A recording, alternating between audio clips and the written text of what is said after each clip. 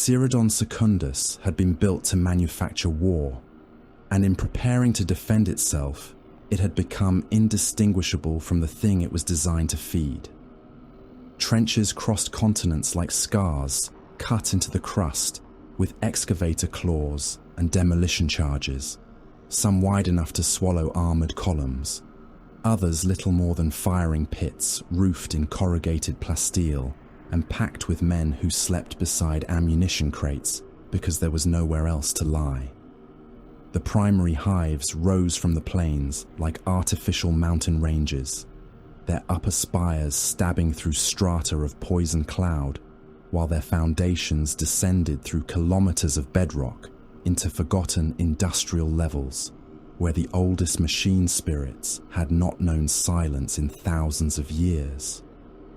Manufactoria, the size of cities, burned beneath shimmering void shields, their furnace stacks turning the heavens the color of old bruises. Maglev ammunition trains thundered without pause between shell foundries and distribution vaults, dragging tens of thousands of tons of shells, propellant, promethium, and replacement parts toward the defense belts. Above the atmosphere, orbital bastions rotated on ancient gravitic anchors, lance batteries and macro cannon turrets, tracking empty space with patient mechanical hatred. Across the system, 8 billion soldiers, defense levies, naval ratings, labor cohorts and auxilia had been called to arms. The administratum presented the figure as proof of imperial strength. General Heliad Pran understood it for what it was. The Imperium had decided that Cyrodion might require the expenditure of an entire generation. The first of the Thunderhawks came down through the chemical overcast without heraldry calls or ceremonial escort, its armoured prow blackened from atmospheric entry, engines screaming as it descended toward the command bastion of Hive Electron. More followed in staggered formation, gunships breaking from the cloud layer like descending blades. Mortal soldiers stopped working to stare. Some dropped to one knee in the mud. Others raised clenched fists to breastplates or made the sign of the Aquila with trembling hands. Men who had spent months watching regiments arrive by the 100,000 fell silent at the sight of fewer than 200 warriors, because numbers meant something different when the warriors were Adeptus Astartes. Their armor was cobalt blue beneath campaign dust, pauldrons edged in gold or white according to company and office, the inverted omega of the Ultramarines, stark against ceramite that had been repaired more often than most mortal families could trace their ancestry. Captain Marius Verinius stood within the lead Thunderhawk, with one gauntlet locked around an overhead restraint as the troop compartment shook. Tactical feeds moved across the lenses of his helm in disciplined columns of rune light. Defensive sectors, ammunition expenditure, estimated manpower, orbital readiness, atmospheric contamination, armor reserves. Every figure contradicted at least one other figure. He trusted none of them until the machine spirits of his armor had cross-referenced them twice. Touchdown in 43 seconds, the pilot reported over the command channel. Verinius watched the altitude collapse through his retinal display.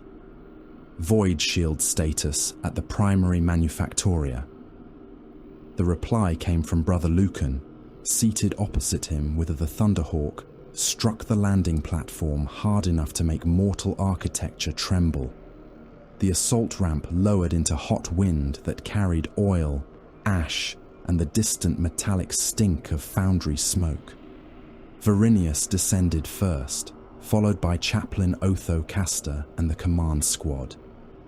Mortal officers waited beyond the perimeter markings. The governor had brought banners. Verinius ignored them. He ignored the choir of robed functionaries and the servo skulls recording his arrival. His attention went instead to the batteries built into the hive's flank, to the density of traffic on the armor causeways below, and to the rhythm of the anti-aircraft towers tracking friendly aircraft. General Khârn approached with his cap tucked beneath one arm and saluted with the rigid precision of a man who had been awake too long. He was old for a field commander, his face lined, his scalp shaved close beneath a network of augmetic command ports. Captain Varinius, Cyrodion honors the sons of Guilliman. Varinius returned the salute. General, spare me the honor. Show me your ammunition tables. Khârn stared for half a heartbeat, then almost smiled. Yes, my lord. The strategium beneath Hive Electron occupied a chamber large enough to house a cathedral. Tier upon tier of command stations descended toward a central hololithic projection of Cyrodion Secundus and its moons. Vox officers murmured into throat microphones. Servitors moved along recessed rails carrying Khârn folded his hands behind his back.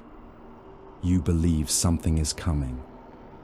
Varinius looked through the hololith at the glowing representation of the system. I believe Cyrodion has moved 8 billion men and armed them because someone believed something was coming before I arrived. I am determining whether that belief was sufficient.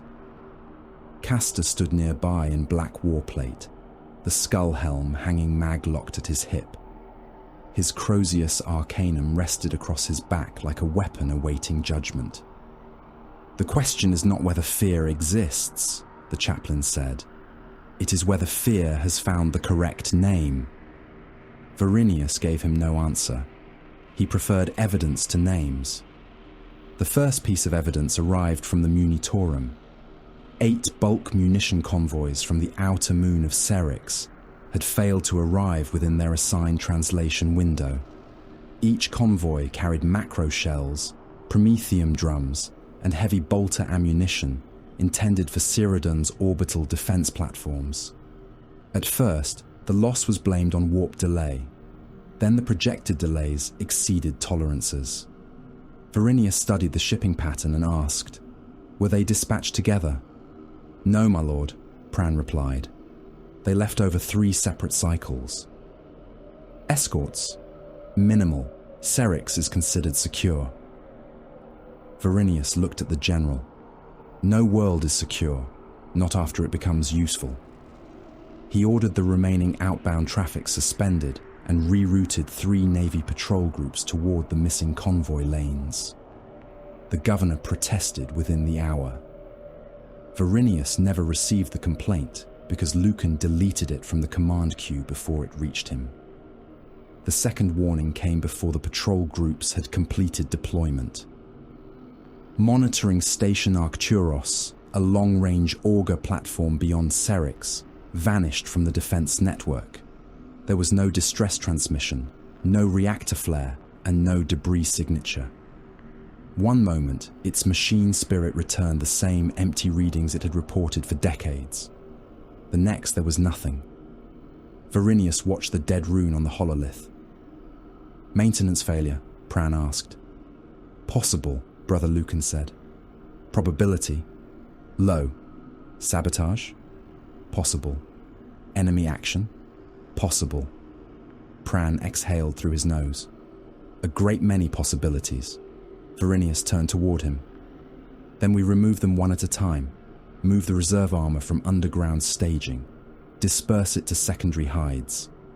That will be visible. Good. If someone is watching us, let him see that we are awake."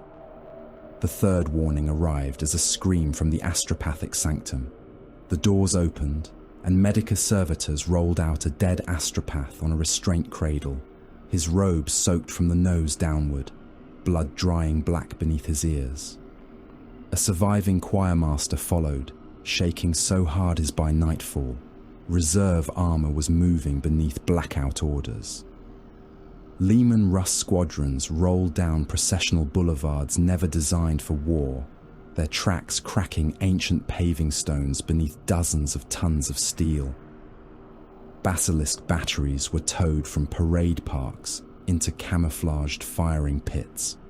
Earthshaker barrels elevated beneath thermal masking canopies. Infantry divisions dug secondary lines behind trenches they had been told were already sufficient. Sappers filled Hablok basements with demolition charges and marked bridges for destruction. Hydra crews rotated barrels through test cycles.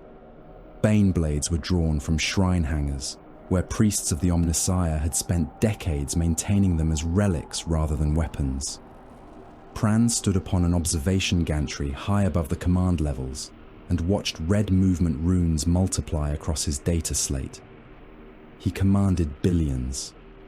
That knowledge had once given him confidence. Now it gave him nausea. Most of those men would never know why they died. Many would be killed by shells fired from beyond sight. Others would disappear under collapsing hive structures or burn inside tanks before enemy infantry came within a kilometer. A few would see the thing that killed them. Pran found that prospect worse. The reconnaissance cutter returned 2 days later. It entered the system on a broken vector with main drives cold, attitude thrusters firing at irregular intervals, broadcasting an obsolete Imperial identification code. Navy pickets nearly destroyed it before a boarding order arrived from Presidium Command. Varinius went personally. Castor joined him. The cutter's docking seals had failed, so the Ultramarines crossed through a pressurized boarding collar in sealed warplate while Navy armsmen waited behind them. The inner hatch opened upon darkness and the smell of opened bodies. Varinius's autosenses identified blood proteins before his eyes adjusted. His helm marked the air as biologically hazardous. No life signs, Brother Lucan reported. Confirmed, Varinius said. Advance. The first corpse had been wedged into the passage ceiling. He had been a ratings officer. His uniform remained intact from the waist down, but his chest had been opened with repeated hacking blows, and his ribs pulled outward until the torso resembled a butcher's display. 2 more bodies lay beyond him, arms removed, skulls missing. The World Eaters had not taken weapons, fuel cells, or navigation data. They had not sabotaged the cutter's cogitator core. They had not even destroyed the Vox logs. No extraction, Lucan said after checking a console. No interrogation marks. Castor knelt beside one of the dead. These were not prisoners. No, Varinius said. They were material. The bridge doors had been forced outward from within. Beyond them, the command deck had been transformed into something without military utility. Skulls had been stacked around the helm dais in crude ascending tiers, some stripped clean, others still carrying strips of scalp and blackened flesh. Blood covered the deck in thick sheets, where repeated arterial spills had dried over one another, glossy beneath the lumen glow. Severed hands had been nailed around the primary Auspex display.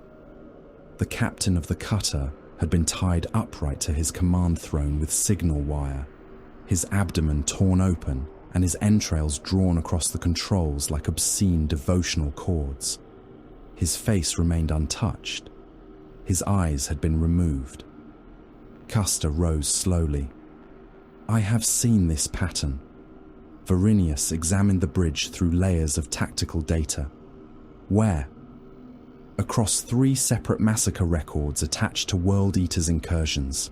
Similar arrangement, similar refusal to take supplies, similar concentration upon the skull. Pran had joined them over secure Vox from the planet.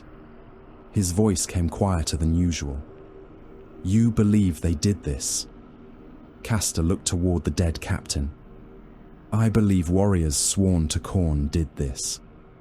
That is not the same answer. No, Castor said. It is not. Varinius moved to the helm and pulled surviving navigation logs through his armor link. The cutter had drifted from beyond Cerix. Its final active transmission was nearly 2 days old. Whoever attacked this vessel did not need it, he said. They wanted it found. Pran answered. A warning. No, a warning seeks to alter enemy behavior through fear. Varinius looked across the altar of mutilated men. This seeks recognition. Castor's expression hardened. There is one name attached to enough similar recognitions that we would be negligent to ignore it. Pran did not speak. Several mortal officers listening on the channel also remained silent. Castor said the name. Khârn. The bridge seemed colder after that. Pran had read the histories. Every senior Imperial commander had. Some records called Khârn a champion. Others called him a beast, a murderer, a remnant of the great betrayal that should have died 10,000 years ago. Varinius cared less for the legends than the casualty annexes. He had seen strike forces broken around the name, worlds whose defense reports became fragmentary within hours and confirmed World Eaters' landings, battle logs ending in incoherent screaming and chainblade noise. My lord, Pran said at last, if it is truly him. Varinius turned from the dead. Then he occupies physical space. Nobody replied. He can be tracked. He can be wounded. He requires movement, ammunition and time. Gorechild has reach. His armor has tolerances. His body has mass. Legends do not invalidate physics, General. Castor watched him. The warp has disproved that proposition before. Then we kill him before it has the opportunity. The strategic problem remained, even after the name had been spoken. Cyrodiil could not be evacuated. 70 billion civilians occupied its hives, labor vaults, and industrial districts. Even stripping the system's transport capacity of every warship, hauler, bulk carrier, and pilgrim vessel would save only a fraction before an enemy fleet arrived. Nor could the manufactoria simply be abandoned. Cyrodiil produced tank components, macro shell casings, last cell assemblies, replacement barrels, ration concentrates and promethium additives consumed by crusade forces across the surrounding sectors. Lose Cyrodiil and distant armies would begin starving months later without knowing the name of the world that had failed them. Varinius therefore revised the defense according to the Codex principle he trusted most. Do not defend everything equally. Let orbital batteries bleed the enemy before translation lanes stabilized. Let armor annihilate landing zones while enemy forces remained compressed. Let the hives become fortresses only after mobile defense ceased to offer advantage. The Ultramarines would remain concentrated, moving by Thunderhawk and armored spearhead, striking command points and killing concentrations of traitor Astartes without being pinned into static defense. If Khârn wanted a decisive engagement, Varinius would deny it until the geometry of the battlefield belonged to him. He returned to Khârn before dawn. The sky above Hive Electron was black with smoke and patrol aircraft. Searchlights raked the lower clouds. Every battery stood loaded. Every void shield hummed at combat readiness. The first distant alarm sounded while Varinius was still crossing the landing platform. Then another answered it from deeper within the hive. He looked upward as the tactical display inside his helm filled with emergency runes. Report, Brother Lucan answered immediately. Long-range augurs have detected warp translation. Location. Outer system. Multiple vectors. How many vessels? A pause. Counting. The number changed too quickly to remain useful. Hundreds became 600. 600 became more than 1,000 as Auspex stations acquired new returns beyond the moons. Then the first orbital cogitators began classifying hull mass. Cruisers, escorts, heavy transports, ancient strike vessels with drive signatures that did not correspond to any loyal registry, slaughter ships bearing enough assault craft to darken landing zones. Behind them came larger contacts, vessels old enough that some predated the Imperium's present naval classifications, their hulls radiating warp contamination and engine wakes like wounds in the dark. Brass symbols kilometers high had been welded across armored prows. Some ships dragged chains behind them through vacuum for no reason detectable by sane engineering. Others burned from wounds that should have crippled them and continued advancing. General Pran arrived upon the platform without his cap. "Captain," Varinius did not turn. "I see them." Above the cloud deck, too high for mortal sight, Cyrodiil's orbital batteries were rotating toward targets still millions of kilometers away. Across the planet, warning sirens began their long mechanical howl. Trench regiments stood to weapons. Tank crews sealed hatches. Artillery officers opened fire plans that had existed for generations. Priests began shouting prayers through loudhailers. Munitorum overseers unlocked ammunition bunkers. The Manufactoria did not stop. They worked faster, far beyond Cyrodiil Secundus, aboard a warship whose name Imperial archives had recorded as destroyed more than once. A chamber of brass and iron shook beneath the thunder of drives. Old blood covered the deck in layers so thick that boot soles stuck when lifted. Chains hung from the walls carrying skulls polished by years of vibration. A warrior sat motionless beneath them, encased in red and brass armor scarred by wars no living Imperial historian could fully catalogue. Tubes and cables disappeared beneath plates engraved with symbols of the blood god. His helm rested beside him. His face was a ruin of old scars, the expression beneath them empty only because rage had become too deep to require motion. Then something changed. The warrior raised his head. Beyond the armor glass, Cyrodiil Secundus. Burned blue-white against the void, wrapped in defense satellites, dockyards, warships, and the faint shimmer of orbital shields. Billions of men waited beneath that atmosphere. Guns waited. Warriors waited.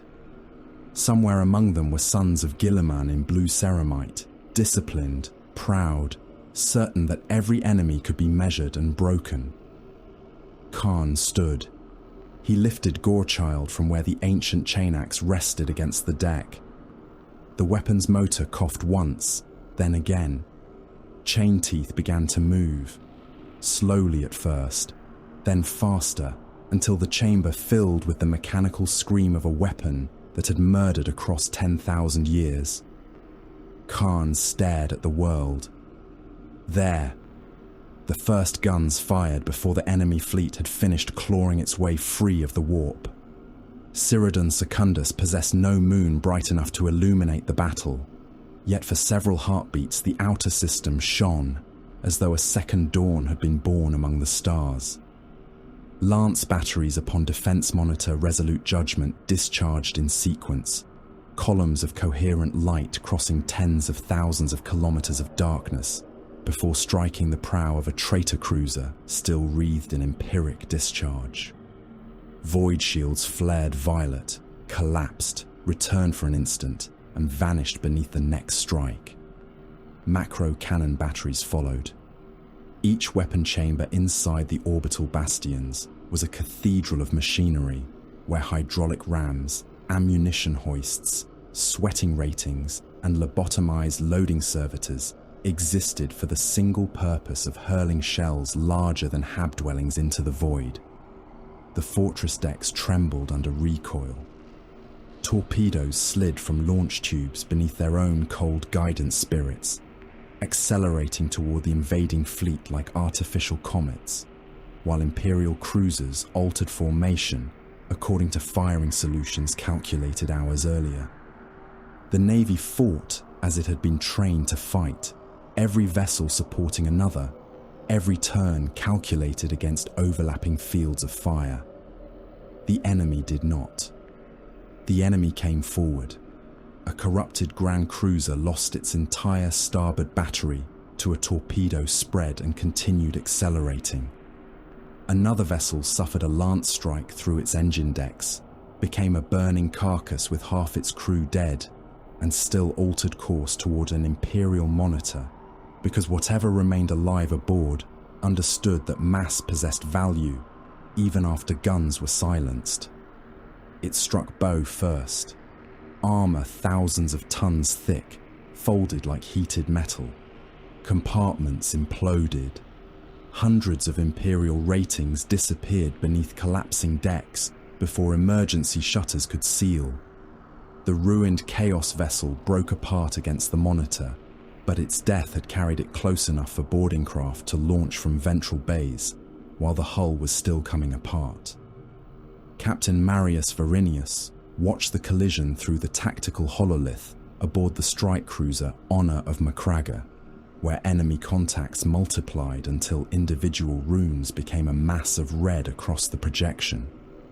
"They are spending ships to shorten engagement range," Brother Lucan observed. Varinius watched another transport disintegrate beneath orbital fire. "They are spending lives. The ships are incidental." There was no single army approaching Cyrodiil. The fiction of unity existed only because Imperial augurs required one designation for everything firing upon them. Behind the World Eaters came renegade cruisers whose captains hated one another, slave transports filled with mortal cult armies, captured ore haulers converted into troop carriers, armor barges bearing corrupted battle tanks and crude landers, ancient Legion vessels operating beside pirate escorts that would have killed one another for fuel under any other circumstances. Brass icons hung from prows, chains dragged across hull plating inside pressurized bays. Mortal crews had carved the rune of Khârn into consoles, bulkheads, and sometimes their own flesh. Some warbands wore the red and brass of the World Eaters with pride. Others wore remnants of ancient white beneath layers of dried gore. Champions transmitted challenges across open vox frequencies, promising skulls to Khârn, while simultaneously threatening supposed allies who crossed their attack lanes. They had not come because Garvek Krail commanded them. They had come because word had spread through the warp that Cyrodiil held billions of bodies, thousands of guns, and enough resistance to make the killing worthy. Krail nevertheless believed command could be imposed upon savagery if the voice giving orders was feared enough. His warship, Throne of Severance, hung behind the first assault wave, its armor reinforced with overlapping plates taken from conquered vessels. Within its strategium, Krail stood before a projection of Cyrodiil's orbital defense network, while armored captains shouted casualty figures around him. He was enormous even by the standards of the traitor legions, his plate worked into layered brass scales, his left pauldron carrying the skulls of 3 rival champions, whose names nobody aboard dared remember aloud. "Orbital fortress designation. Vindex dominates the southern defense lattice," he said through the vox. "Its command cogitators coordinate half the hemisphere. Break it, and their fire becomes blind."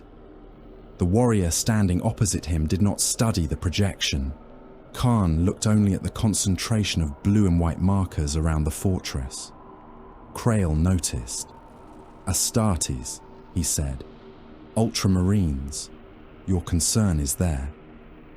Khârn's face remained still.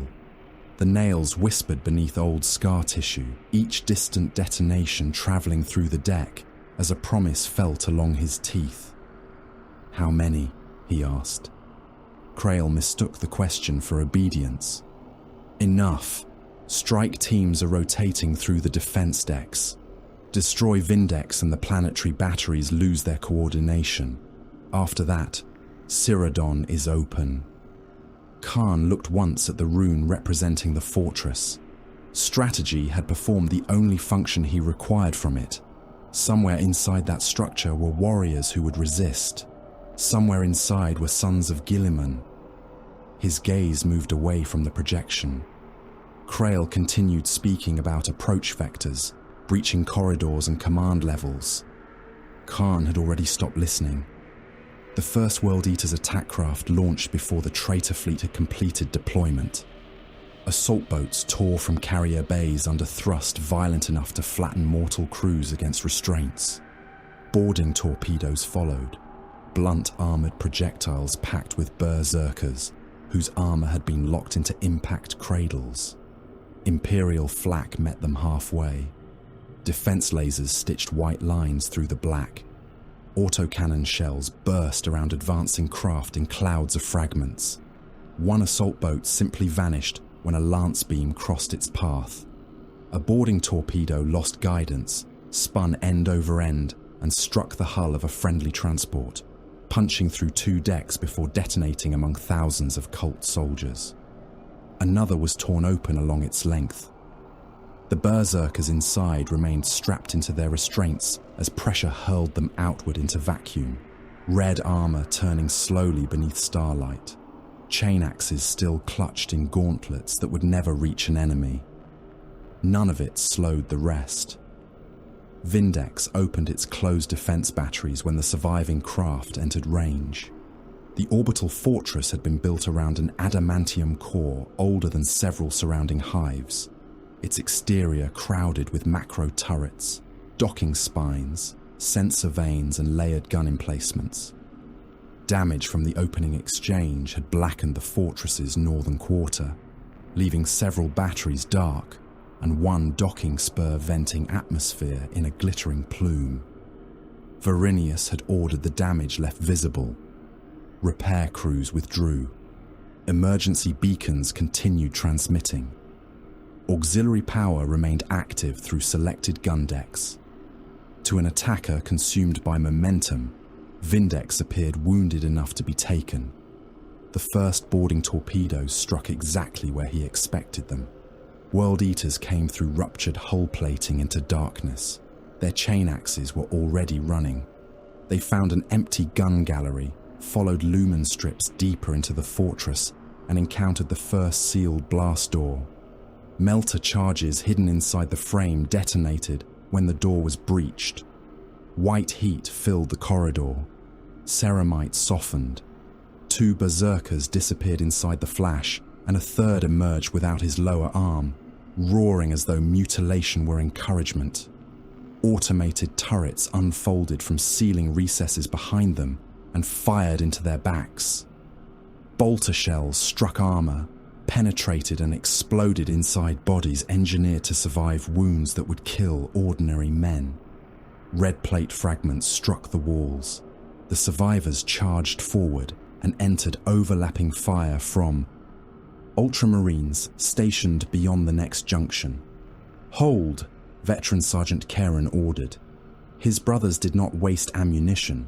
Bolters fired in disciplined pairs, each warrior selecting targets identified by helm runes rather than choosing the closest shape.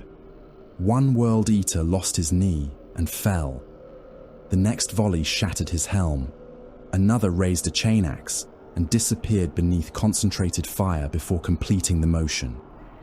When the enemy reached the marked distance, Khârn said, "Withdraw by pairs, Lucan pattern." Half the squad stepped backward without turning while the others maintained fire. The World Eaters followed. They entered a second prepared zone and died there beneath plasma discharge and a concealed heavy bolter. On adjacent decks, the same pattern repeated. Khârn boarders advanced because withdrawal looked like weakness. The Ultramarines gave them ground because ground had no value compared with positioning.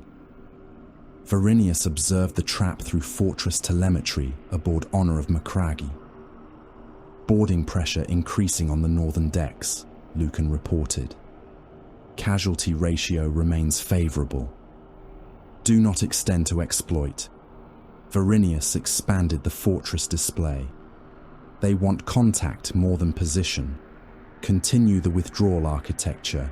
Seal magazine approaches only after they have committed. Confirmed. A new warning rune appeared across the display. One of the Khârn assault boats had taken an anti-aircraft burst through its port engine and deviated from every predicted approach corridor. Lucan highlighted it. Uncontrolled craft. Varinius watched its trajectory. Impact point. Maintenance quarter. Lower dorsal spine. No strategic access there. None. Varinius looked at the rune for another second. Dispatch a containment squad anyway. The assault boat struck Vindex sideways. Its port wing tore away against armor plating before the fuselage punched through an external maintenance gallery. Bulkheads folded inward. Atmosphere exploded into space, carrying tools, metal fragments, and 3 Imperial ratings into the void. The craft skidded along the deck inside a storm of sparks, crushed a maintenance crawler, and stopped only when its prow buried itself in a pressure partition. Restraints had snapped. Several World Eaters were dead before the wreck settled. One had been impaled through the throat by part of the craft's internal frame. Another remained seated with the rear half of his helm driven through his skull. Khârn tore his restraint harness away. Emergency shutters began closing around the breach. His boots struck the deck before pressure equalized. Warning lights pulsed red through the maintenance gallery. A surviving berserker staggered after him, laughing through a damaged Vox grille. Khârn ignored him. The nails had found something beneath the alarms. Gunfire, bolters, near enough to feel through the deck. He moved toward it. The first Imperial defender appeared around the junction carrying a meltagun, expecting boarders to emerge from the marked breach corridor. Khârn came from his flank. Gorechild rose. The Chainax's motor howled as its teeth bit into the man's carapace breastplate, tore through ribs, and continued across the chest before the weapon caught momentarily in the spine. Khârn ripped it free with both hands. Blood struck the bulkhead. Bone fragments spun across the deck. The second defender fired. Last bolts burned across Khârn's pauldron and faceplate.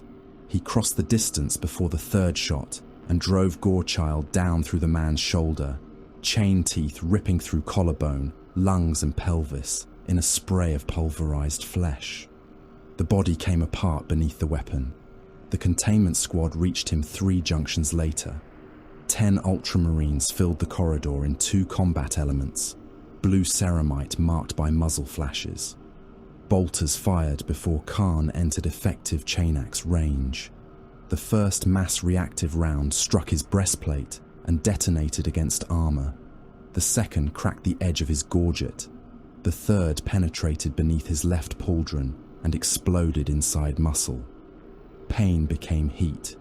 Heat became clarity. Khârn accelerated. "Primary target confirmed," Sergeant Acastus said over the squad channel. His helm display identified the ancient Red Warrior from archived threat records. "Khârn, pattern retreat. Fire element 1, suppress." 5 Ultramarines continued firing, while the remaining 5 withdrew through the next junction. Bolter fire walked across Khârn's armor with mechanical precision. One round struck his thigh and broke plate. Another entered his side. Blood filled the armor seal around his waist. He did not stagger enough. Acastus saw the failure immediately. "Increase interval. Crack grenades." 2 grenades bounced along the deck. Khârn kicked one aside. The second detonated close enough to throw him into the wall. The bulkhead buckled under his weight.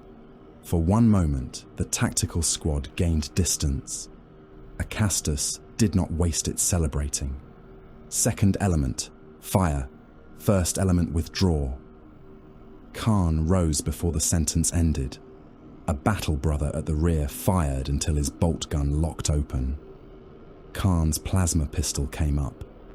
White-blue light swallowed the corridor. The shot struck the Ultramarine's breastplate, turning the Aquila and armor beneath it incandescent before superheated gas erupted through the warrior's back. He fell without completing his reload. Khârn was already past him. Gorechild hit the next Ultramarine's chainsword. Teeth screamed against teeth. Metal fragments sprayed from both weapons. The Astartes shifted his weight exactly as training demanded, attempting to redirect the axe while his brother moved to strike Khârn's exposed side. Khârn drove forward instead of withdrawing. Gorechild chewed through the chainsword casing. He headbutted the first warrior hard enough to crack both helms, then reversed the axe into the second Marine's abdomen. The chain teeth caught upon ceramite, stalled for half a heartbeat, and then tore through. Blood and organ matter sprayed across Khârn's breastplate as he ripped the weapon sideways. "Close formation," Acastus ordered. "Do not isolate." They obeyed. That was why 3 died, rather than all of them in the next few seconds. Bolters fired point blank. Khârn's armor broke in fresh places. One shell penetrated beneath his ribs and burst inside him. Another destroyed part of his backpack housing. Warning runes strobed across his lenses. He felt blood filling one boot. He kept moving. The Ultramarines withdrew around a 90-degree junction and forced him through another crossfire. Khârn killed one with the plasma pistol before the weapon's heat warning forced him to lower it. He reached the second fire element before their formation could reset. Gorechild took one warrior at the elbow, shearing through both forearms and the bolt gun between them. Khârn rammed his shoulder into another Marine, drove him against the wall, and smashed the axe into the side of his helm until ceramite split and grey matter sprayed from the ruined visor. Acastus attacked with a power sword. The blade struck Khârn's pauldron, tore through damaged armor and cut deeply into flesh. Khârn turned into the wound. Gorechild came upward. Acastus tried to disengage. He was fast. Khârn was faster. The chain axe entered beneath the sergeant's breastplate and climbed through the torso. The motor screamed under resistance. Gorechild's teeth shattered ribs, tore organs into red slurry, and emerged beneath the opposite arm in a storm of armor fragments. Khârn ripped the axe free, and Acastus collapsed in 2 ruined sections.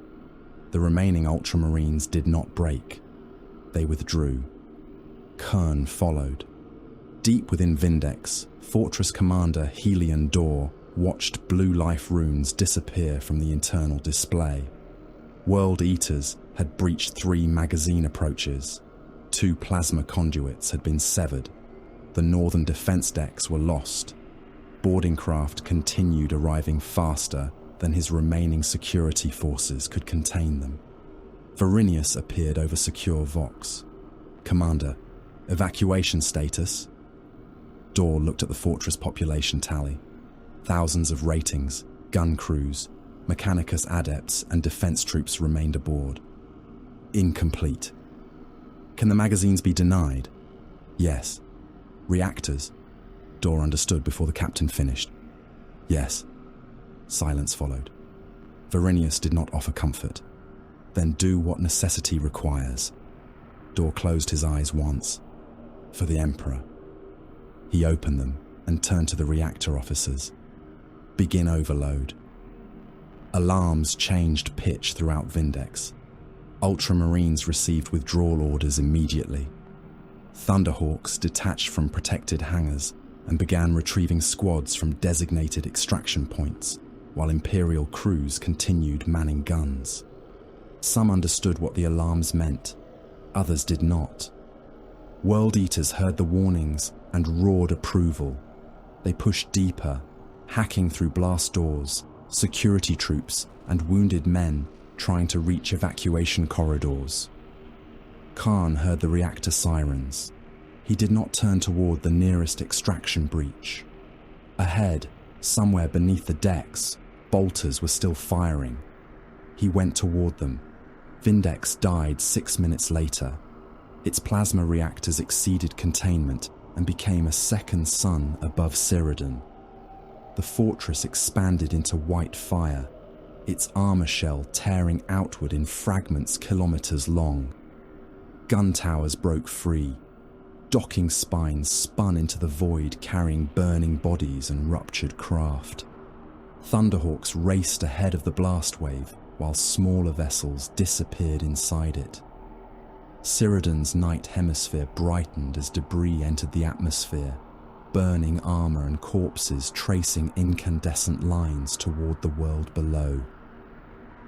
Aboard Honor of Macraga, Brother Lucan watched threat runes vanish from the tactical display.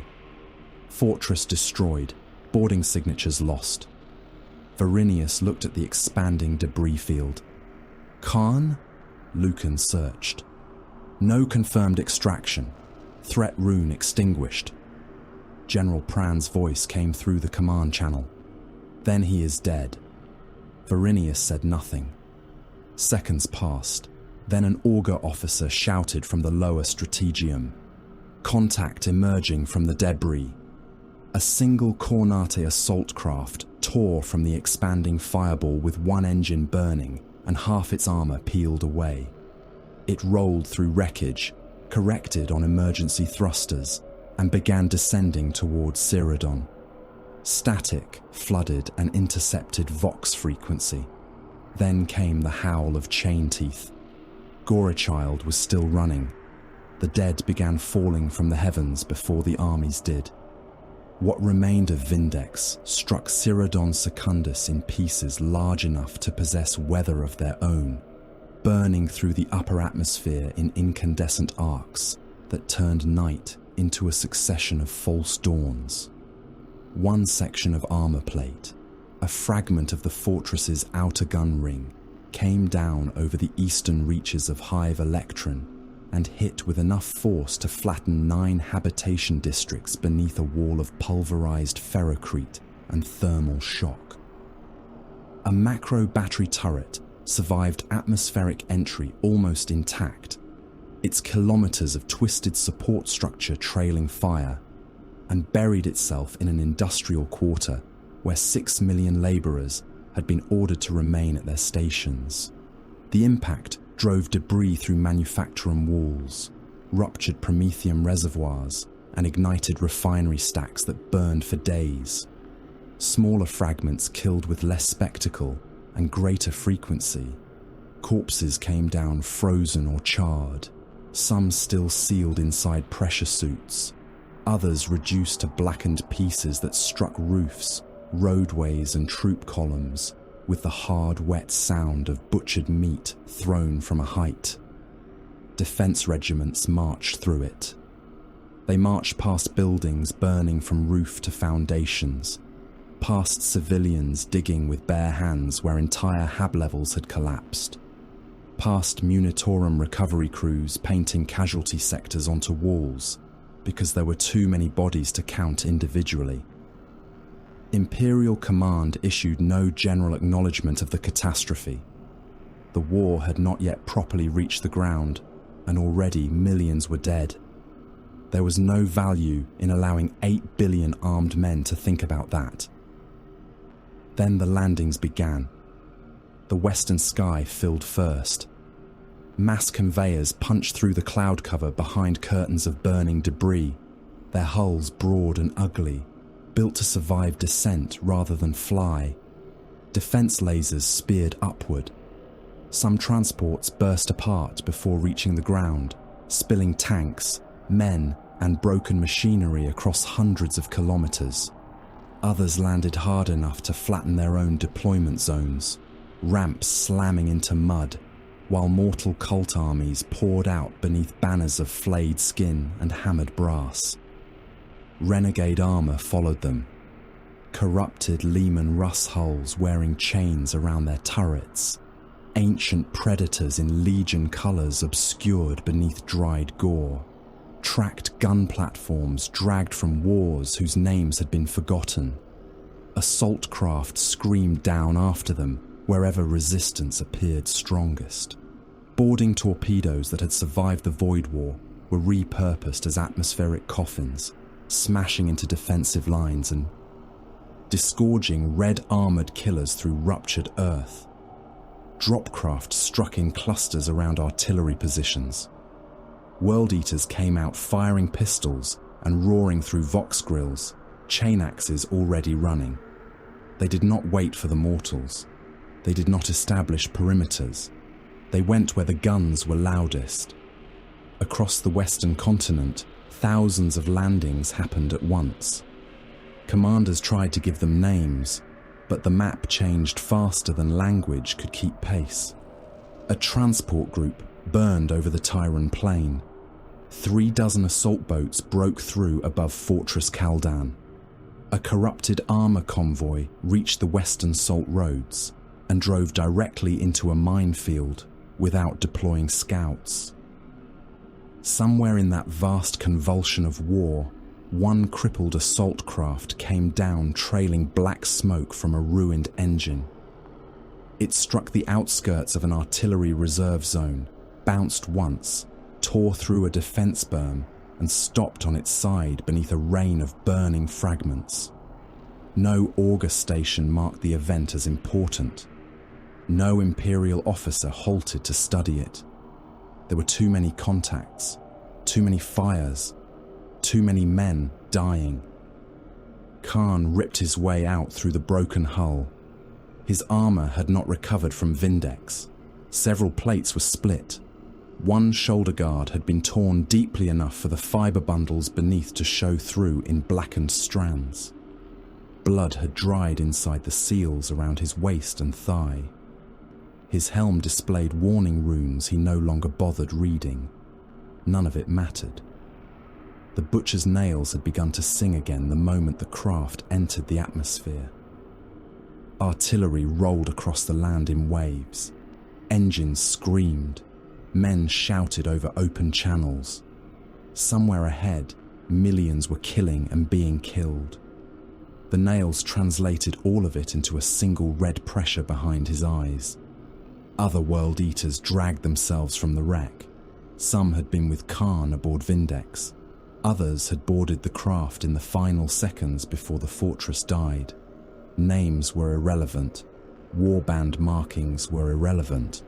One had lost his left hand and bound a chain axe directly to the stump with cable. Another had half his faceplate missing and blood running from the grill beneath. They looked at Khârn and followed because there was no command more compelling than the direction he chose to walk. Captain Marius Varinius watched the ground war develop from the command deck of the Honour of Macragga without allowing Khârn's room to occupy more of his attention than it deserved. The betrayer had survived. That fact had already been entered into the threat matrix. It did not alter the immediate strategic problem. Primary enemy strength remains concentrated around the western descent corridors, Brother Lucan reported. Mortal formations are failing to deploy heavy armour at the projected rate. Their landers are taking unacceptable losses. Varinius studied the hololith. Exploit it. Thunderhawks strike transport hard stands, not infantry. Predators target fuel and recovery columns. Devastators take landing guidance arrays. Let the guard kill what has already reached the ground. Pran's voice answered over the command channel. Several regimental commanders are requesting Astartes reinforcement against World Eater contact. Denied. They will take severe losses. They would take severe losses if we reinforced them. The difference is that our squads would then be fixed in place. Varinius enlarged a section of the Western Front where red icons had broken through a defensive belt. Khârn is present. That does not make every battle around him our battle. Pran understood. The mortal officers around him did not. Legends exerted gravity. Once a name such as Khârn entered a command room, maps seemed to rearrange themselves around it. Varinius refused that instinct. A champion could become bait simply by surviving long enough to be feared. The Ultramarines would not throw themselves at him because he had chosen to appear. They would kill his transports, blind his landing zones, fracture his support, and force the wider army into a shape that could be destroyed. Khârn would be dealt with when ground, range, timing, and concentration belonged to the sons of Guilliman. Pride was not a strategy. The first evidence that the wider World Eater's host did not share Imperial assumptions about logistics appeared before midday. Cornete mortal formations stalled beneath Basilisk. Fire along the western approaches to Electran, their fuel bowsers burning, ammunition carriers trapped beneath collapsed bridges, and armoured columns fighting for space on roads cratered beyond use. World Eaters simply ran past them.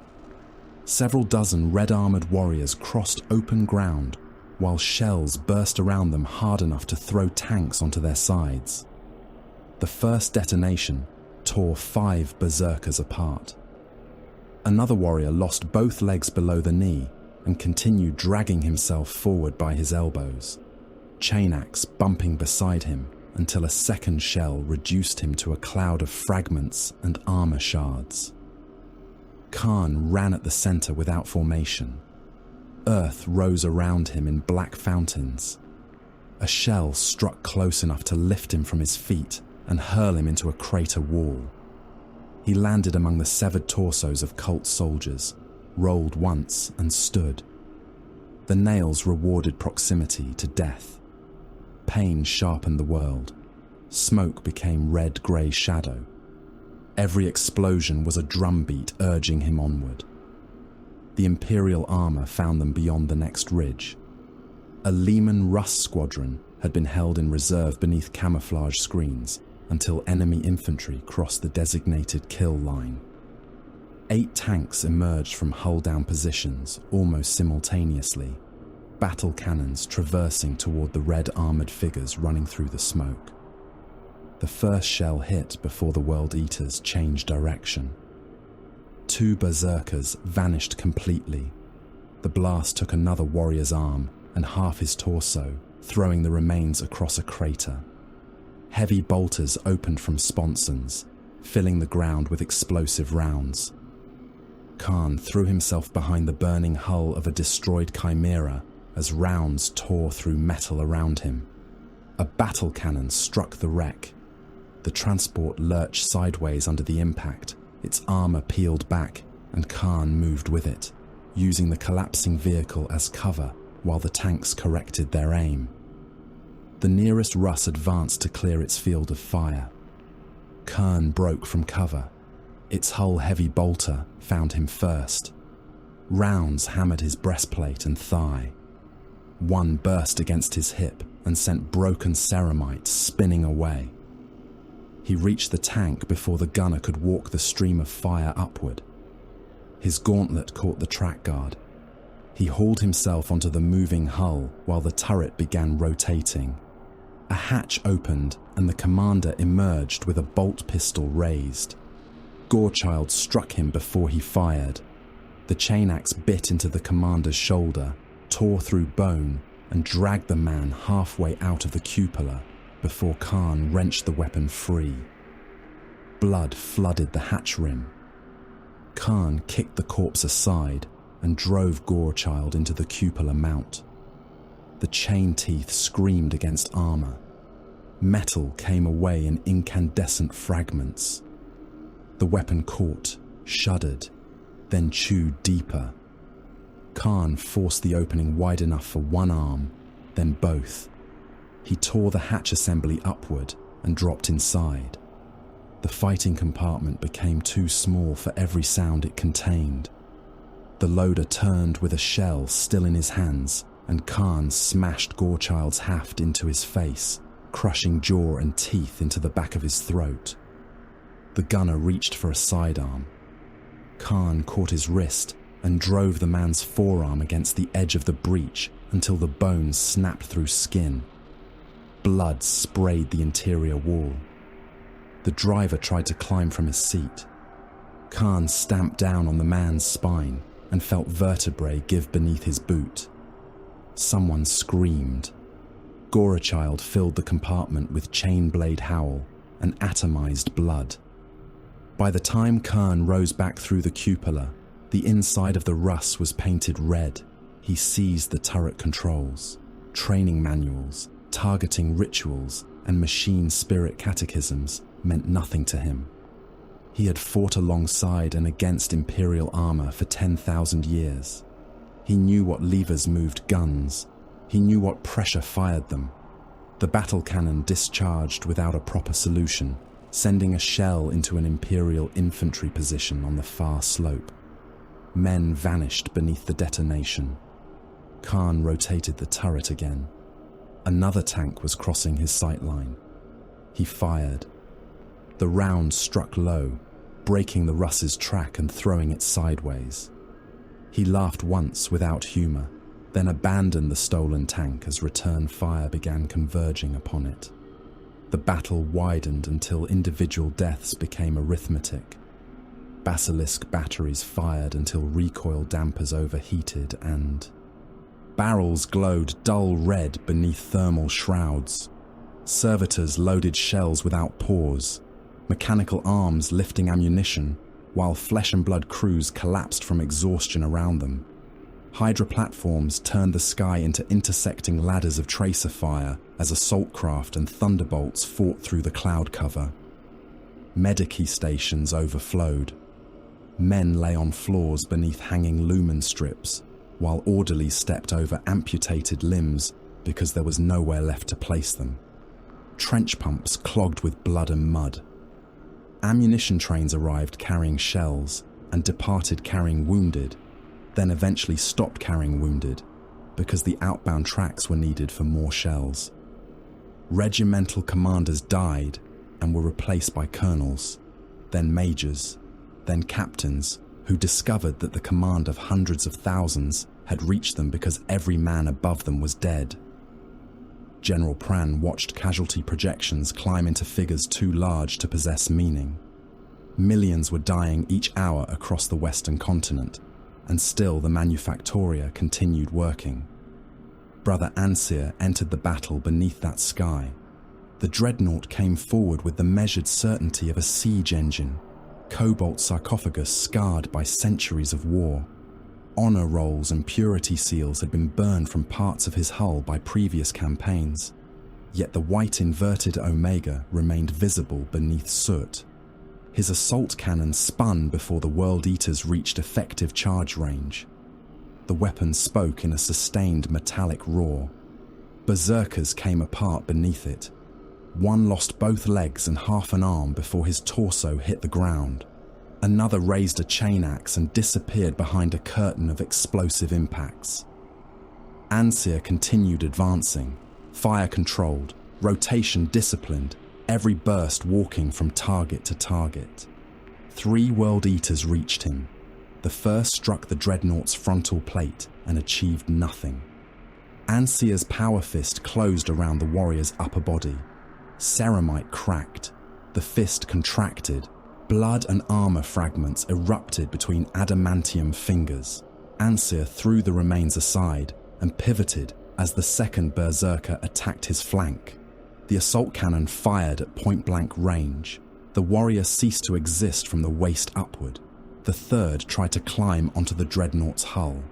Ansier slammed him against a broken wall hard enough to leave the body hanging there inside its own ruptured armor. Khârn saw him through smoke. Everything else became less important. The dreadnought stood above the surrounding slaughter like an idol to endurance, ancient and hateful, and still possessed of enough violence to kill anyone who approached. The nails changed pitch. Khârn turned away from the advancing infantry line without warning. Across the command network, Varenius saw the movement almost immediately. Ansier, disengage. The dreadnought's reply came as a base mechanical growl. Negative. Enemy champion closing. I can hold. That was not a request. Ansier's assault cannon continued firing. I have killed his kind since before this captaincy was granted to you. And you will continue doing so because you will withdraw now. Western fallback point. Tactical pattern Calth. A pause. The dreadnought crushed another berserker beneath one foot. Acknowledged. Ansier hated the order. That did not matter. He obeyed. Supporting tactical squads laid smoke and covering fire, while the dreadnought began withdrawing through the ruined defensive line.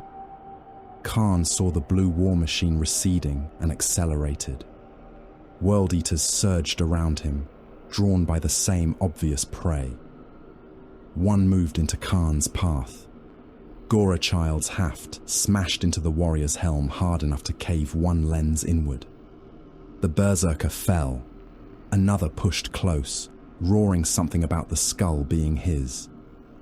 Khârn backhanded him with the axe and tore half the warrior's faceplate away. The rest understood and spread out. He reached Ansier's former position seconds too late. The dreadnought had vanished behind smoke, armor and disciplined covering fire. Khârn stood among the dead. His vox clicked alive. Krael's voice came through distorted by static and rage. You abandon the western thrust, return to the assigned axis and... Khârn killed the channel. A nearby berserker champion laughed. The sound scraped against the nails. Khârn turned. The champion saw him moving and had time to lift one hand. Gorechild never rose into a killing stroke. Khârn simply drove the heavy haft into the side of the warrior's helm. The first impact fractured ceramite. The second crushed the skull beneath it. The champion dropped without understanding why. Khârn looked toward the smoke where Ankier had disappeared. Then he followed. Hours later, aboard the Honor of Macraga, Varinius studied the revised ground map while casualty reports streamed around him. Red icons marked enemy concentrations. Blue and gold identified Imperial armor and Ultramarines strike elements. He had been looking for a logistical pattern and found something else. The Cornete advance was bending. Not everywhere, not uniformly. But wherever Khârn moved, World Eaters detached from neighboring attacks and drifted toward him. Mortal cult formations followed the berserkers. Armor changed routes to support concentrations that had not existed when orders were issued. Krael's operational plan was deforming around one warrior's hunger for battle. Varinius expanded the map. He traced Khârn's movements across the western continent. Vindex, the artillery fields, the armored reserve, Ansier's position. A line emerged. Brother Lucan saw it too. They are following him. No, Varinius said. They are following the killing around him. He moved one gauntleted finger across the hololith and drew a new route through the red. For the first time since the invasion began, Captain Marius Varinius looked at the betrayer not as a threat to be contained, but as a weapon whose direction might be altered. If Khârn could not be commanded, perhaps he could be led. Captain Marius Varinius abandoned the Callistor industrial district at dawn and made certain the enemy saw him do it. Imperial armor withdrew beneath columns of black exhaust. Infantry formations pulled back through the eastern transit corridors in apparent disorder, leaving barricades half dismantled and trenchwork still warm from the bodies that had occupied them. Munitorum lifters abandoned shell crates beside road junctions. Fuel bowsers stood unattended beneath torn camouflage sheeting. Vox traffic, deliberately transmitted upon channels already compromised by traitor interception, spoke of ammunition shortages, broken armor columns, and orders to consolidate around Hive Electron's inner defense rings. To any conventional commander, the withdrawal looked rushed. To Varinius, every kilometer had been measured. The ammunition crates were empty except for booby traps. The fuel bowsers contained promethium only in the forward compartments. enough to produce spectacular fires when struck, but not enough to supply an armoured force. Beneath the highways, demolition charges waited inside load-bearing pylons. Minefields narrowed the approaches towards streets broad enough for tanks to manoeuvre, but too constrained for mass infantry to spread. Hab towers overlooking those routes had been cleared of civilians, their foundations drilled and packed with melter charges. The district had not been surrendered. It had been converted into a weapon. Varinius studied the preparations from a mobile command station beneath the shadow of Manufactorum Helicon. The Codex Astartes did not offer a single answer to every war, despite the crude assumptions of those who had never read it. It offered principles: concentration of force, flexibility, initiative, denial, reserves, exploitation. A battlefield was geometry written in blood and range. Khârn's movements had shown one consistent truth. He was drawn toward resistance. The stronger the resistance appeared, the more rapidly World Eaters converged upon it. Varinius intended to make that instinct predictable. "Western route remains open?" he asked. Brother Lucan checked the tactical feed projected across his helm lenses. "Open and visible. Scouts confirm enemy reconnaissance has observed the withdrawal. Demolition teams? Clear. Armor. Predator elements waiting on the secondary avenues. Vindicator crews report loaded. Whirlwind batteries are receiving targeting updates from Scout Squad Nestor." Varinius looked across the district. Devastator squads occupied the upper levels of reinforced Manufactoria, Lascannons concealed behind broken armor glass. Tactical squads held mutually supporting hab blocks, each position able to cover another's retreat. Predators sat engine-cold beneath ferrocrete overhangs with autocannons, and Lascannons already ranged onto avenue intersections. Vindicators waited behind barricades thick enough to conceal their siege shields and demolisher cannons until the moment of engagement. Assault Marines remained in reserve inside the lower refinery vaults, jump packs silent, chainswords sheathed. They would not charge merely because they possessed the means. They would move when the enemy had been fixed. The mortal Khârn hordes arrived first.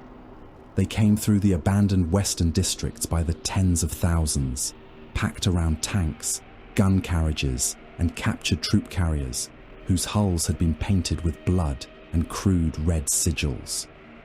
Cult soldiers ran beside the vehicles carrying autoguns, cleavers, chains, and improvised icons constructed from human bones. Their officers screamed themselves hoarse through loudhailers. The first ranks found abandoned Imperial trenches and howled victory. The second found shell crates and began tearing them open. The third reached the marked line. The whirlwinds fired. Missiles climbed from concealed launchers far behind the district, vanished into the poisoned cloud, and descended almost vertically. The first barrage struck the road network behind the advancing cultists, cutting off retreat. The second landed among the central mass. Explosions walked through the formation in disciplined sequence, throwing bodies and vehicle fragments above the rooftops. Men vanished inside expanding globes of smoke and dirt. Others were hurled against walls hard enough to leave them folded at impossible angles. A troop carrier detonated when its ammunition cooked off, its rear doors tearing free and scything through men packed behind it. The Khârn advance accelerated rather than slowing. Thousands surged toward the perceived weakness ahead. Varinius waited. The enemy reached the hab towers. Now! Demolition charges fired beneath 3 structures at once. The sound was less like an explosion than a continent cracking. Foundations dissolved into white heat. Entire towers leaned, paused with hideous slowness, and came down across the avenues. Millions of tons of ferrocrete, plasteel, pipes, glass, and habitation machinery buried the streets. A column of traitor armor disappeared beneath collapsing masonry. Cultists were crushed into the road until flesh and dust became indistinguishable. A corrupted battle tank tried to reverse and was engulfed beneath a falling transit bridge. The pressure wave carried severed limbs and fragments of armor through windows hundreds of meters away.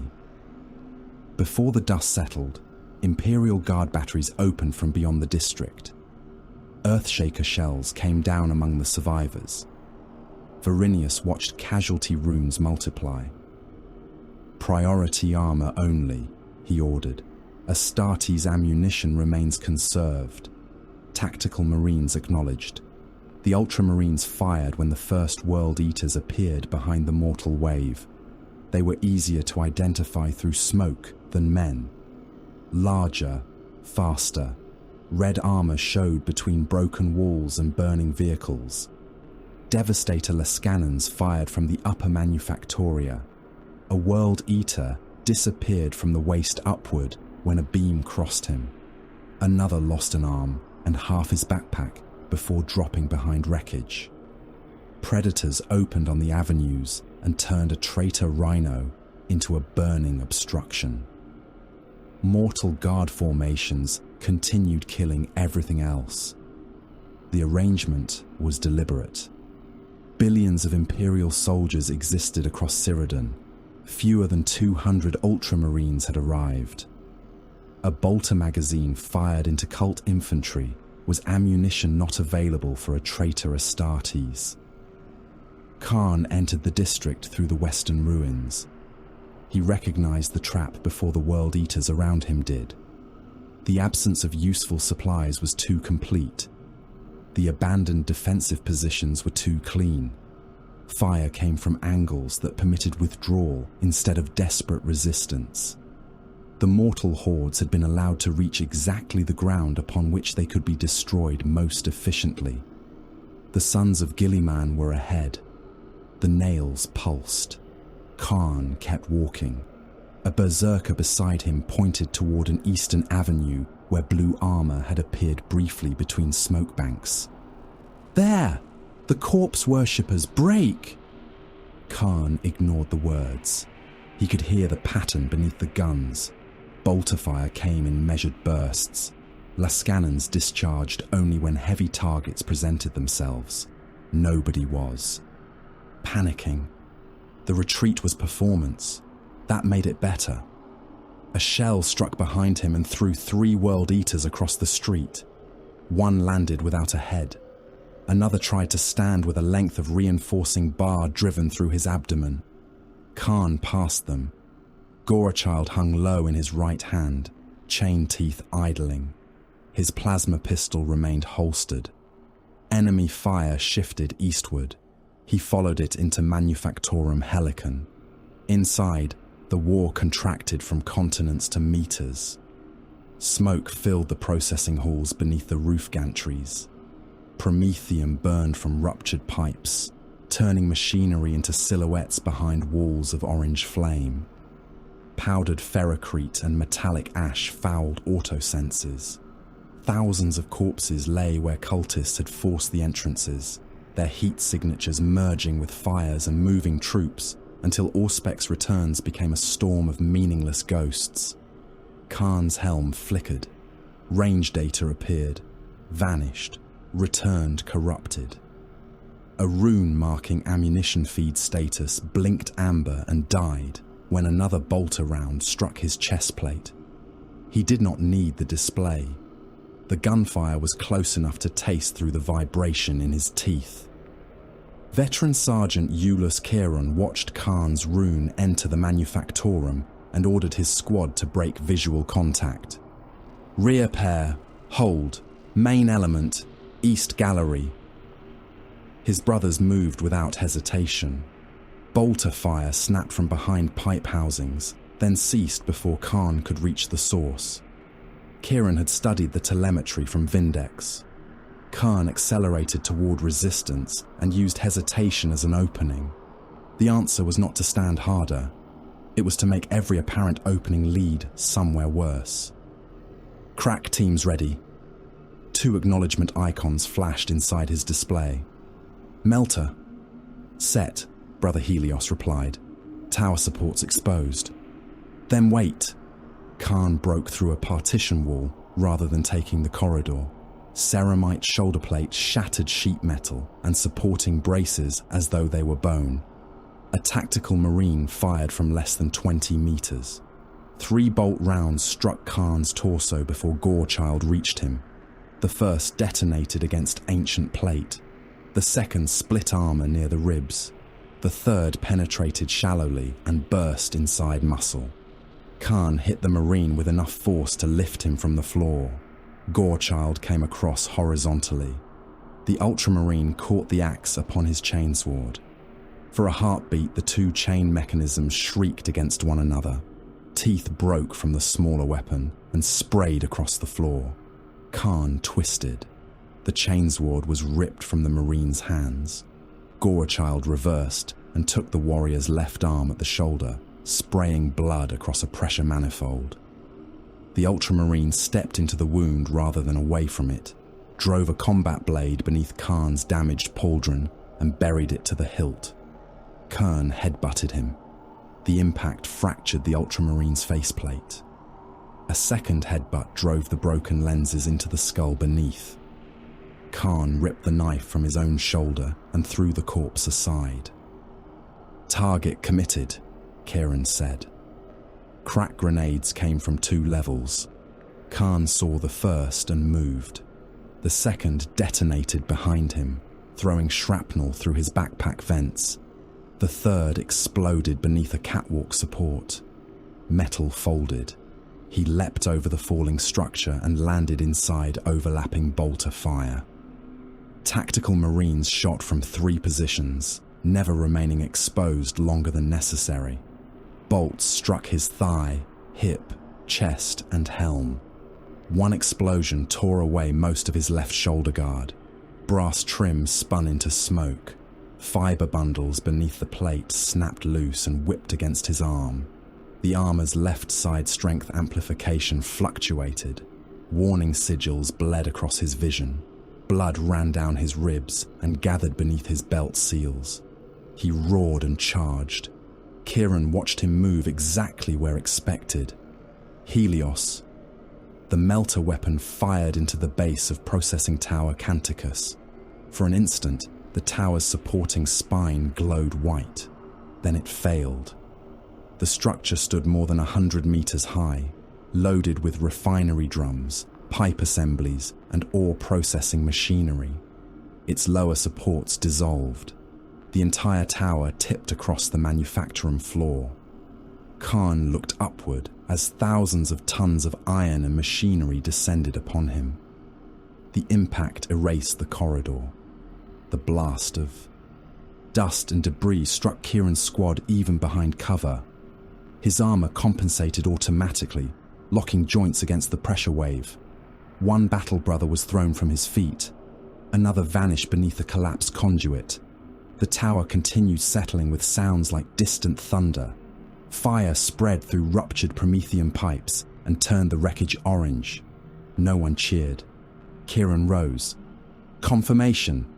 Brother Helios adjusted his auspex. "No reliable reading. Visual. Obscured. Then he is not dead." That was when the wreckage moved. At first it seemed no more than structural collapse.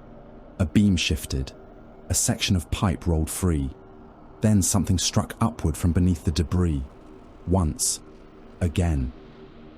A red gauntlet appeared through fractured metal. Khârn came out covered in fire. His left pauldron was gone. Armor cables hung from the shoulder and neck. One knee actuator dragged half a heartbeat behind the other.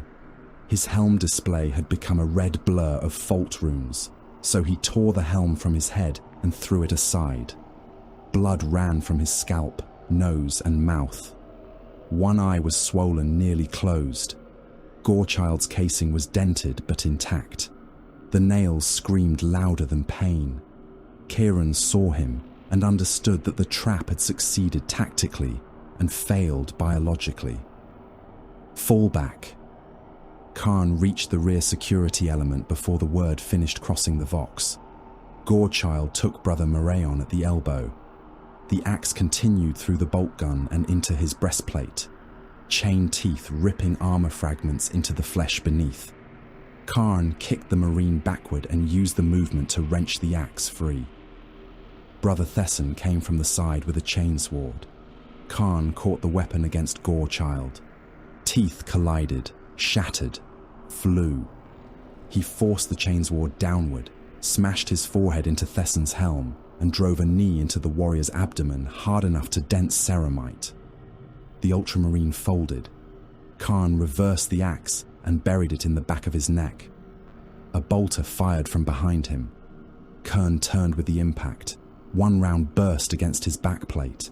Another penetrated the damaged backpack. He drew the plasma pistol. White-blue fire filled the hall.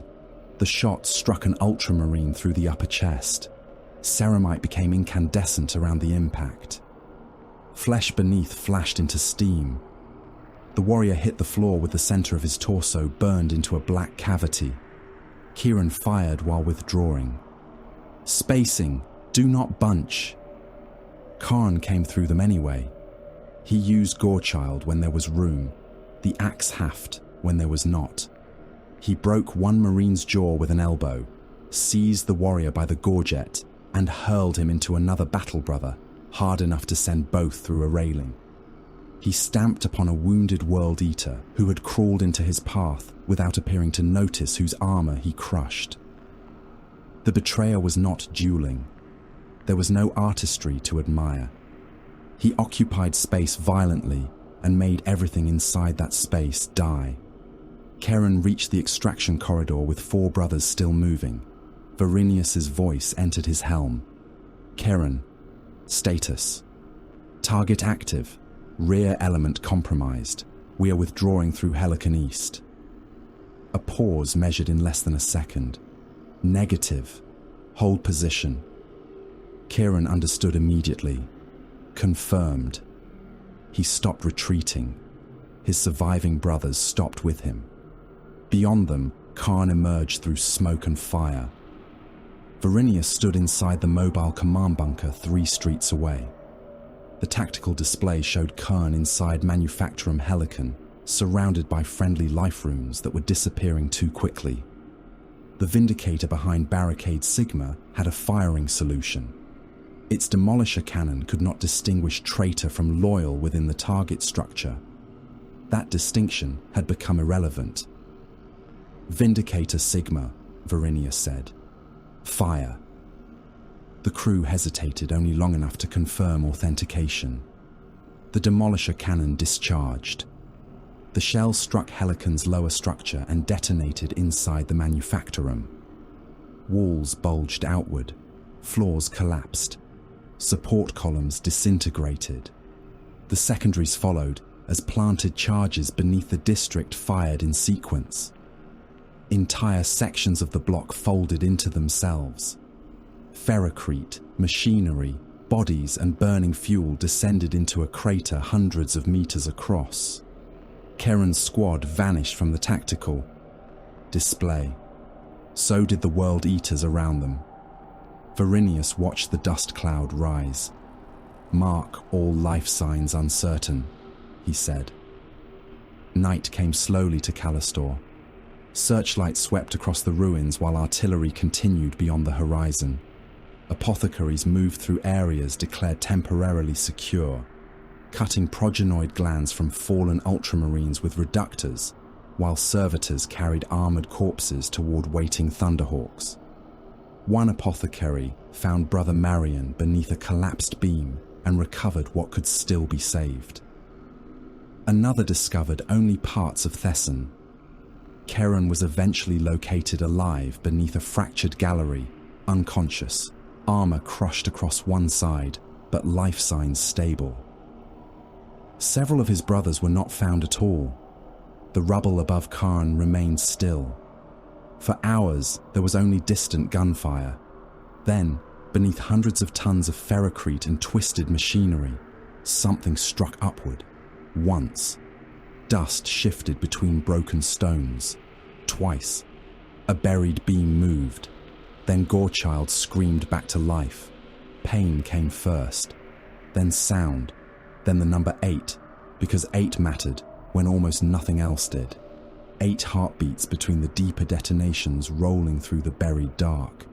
8 spasms of pressure behind his eyes before the butcher's nails found the rhythm and made it useful. 8 became 16, became nothing, because counting required thought, and thought was a weakness beside the simpler arithmetic of killing. Khârn lay beneath a mountain of broken ferrocrete, buckled plasteel, and the compressed dead, and for a time the only world that existed was the crushing weight around his armor and the wet heat inside it. His left arm answered slowly, his right still closed around Gorechild. That mattered. His lungs worked. That mattered less. Somewhere impossibly far above, artillery spoke through the foundations of Cyrodian Secundus, each concussion reaching him as vibration through shattered masonry. The nails received those distant impacts and translated them into promise. War continued. Men were still alive. Blue-armored warriors were still alive. He remembered no names from the manufactorum. He remembered no designation for the district. He remembered the precision of bolter fire and the collapse of the tower. He remembered being denied. Somewhere ahead lived the warrior machine that had withdrawn before him, the ancient one in blue, who had killed berserkers as quickly as lesser men killed vermin. That memory survived because resistance mattered. Khârn moved his right arm. Gorechild answered with a grinding cough beneath the rubble. The chain mechanism tried to turn and failed. He released the activation stud, shifted his grip, and pulled. Something tore loose with a sucking sound. A corpse had been crushed against the axe housing. World Eater and Imperial remains compacted together until armor fragments, bone and flesh had been forced between the teeth. Khârn could not see which dead belonged to which allegiance. The distinction was beneath contempt. He worked the weapon back and forth until broken ceramite scraped free. A severed hand slid from beneath the casing. Loops of intestine followed, stretched from a torso somewhere under the debris and wound around the chain like obscene cord. Gorechild had survived 10,000 years of murder, but murder possessed matter, and matter fouled mechanisms. Khârn tore the entrails away in fistfuls, dragged the chain axe against a jagged steel edge, and thumbed the activation stud again. The motor coughed. Teeth shifted. A wet clot of meat and powdered bones spat from the housing. He revved it harder until the chain screamed clean. Then he attacked the rubble above him. Ferrocrete became dust. Reinforcing rods sparked beneath mica dragon teeth. A slab shifted and crushed something alive on Khârn's left, producing a brief roar through a World Eater Vox grill before the sound became bubbling silence. Khârn did not turn. Gorechild bit again. The first armoured figure to claw free beside him reached open air without most of his lower jaw. Another emerged behind him with one leg twisted backward beneath ruined armor, hauled himself upright, and immediately began searching for something to kill. They came out of the buried manufactorum one by one, not because anyone had ordered them to assemble, but because the same distant artillery drew them. The ruins of Callistor stretched around them beneath a night-stained orange. By burning refineries. Searchlights swept through smoke. Imperial recovery teams were withdrawing from the crater after detecting movement beneath it.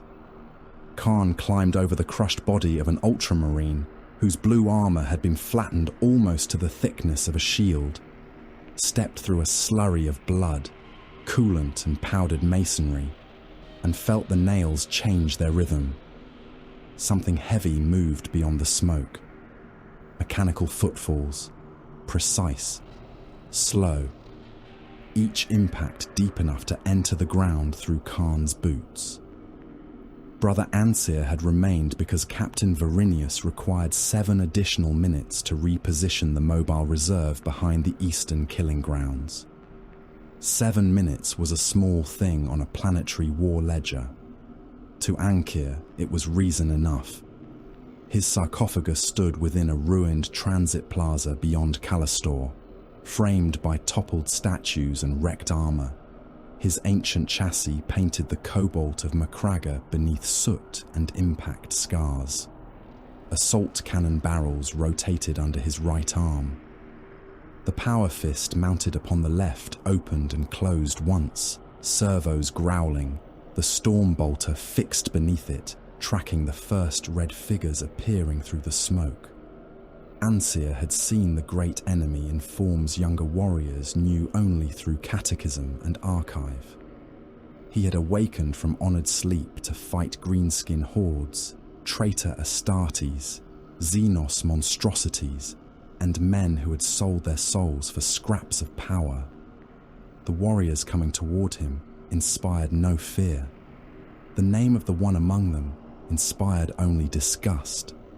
Khârn, the dreadnought said over external vox, his voice reduced by ancient speakers to a resonant machine growl.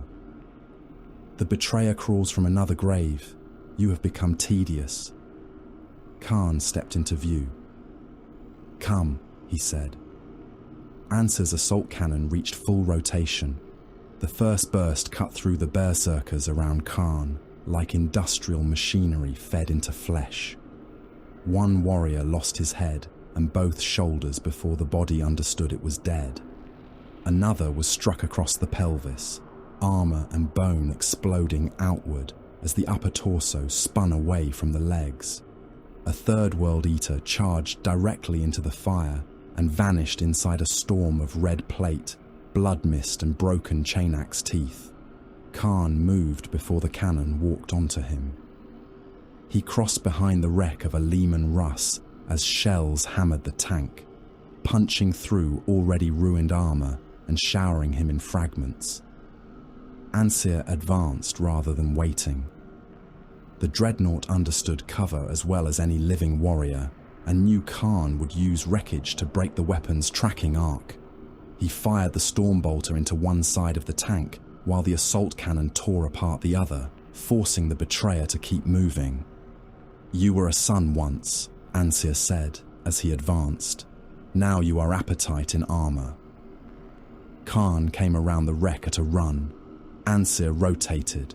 Khârn vanished behind a collapsed transit pylon before the assault cannon could settle. Still hiding? The dreadnought demanded.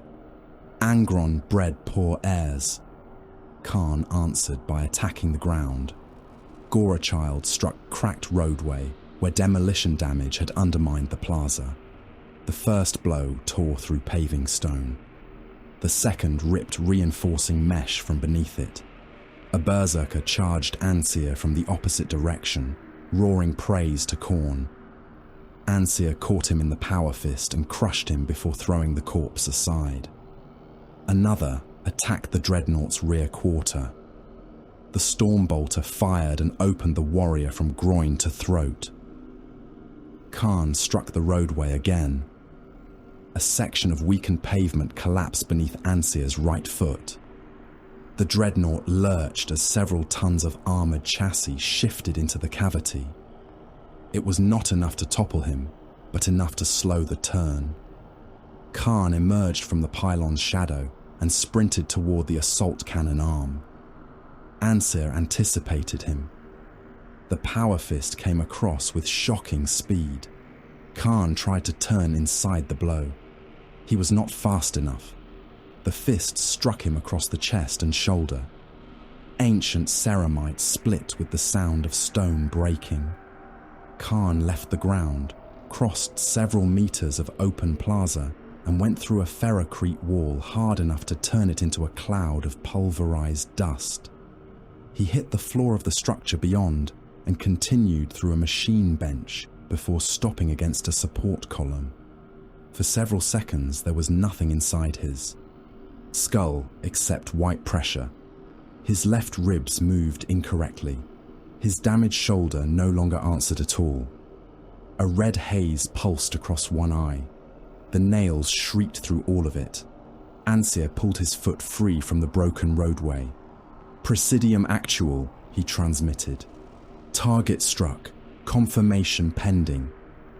He advanced toward the hole in the wall. The legend appears diminished. Khârn's plasma pistol fired through the smoke.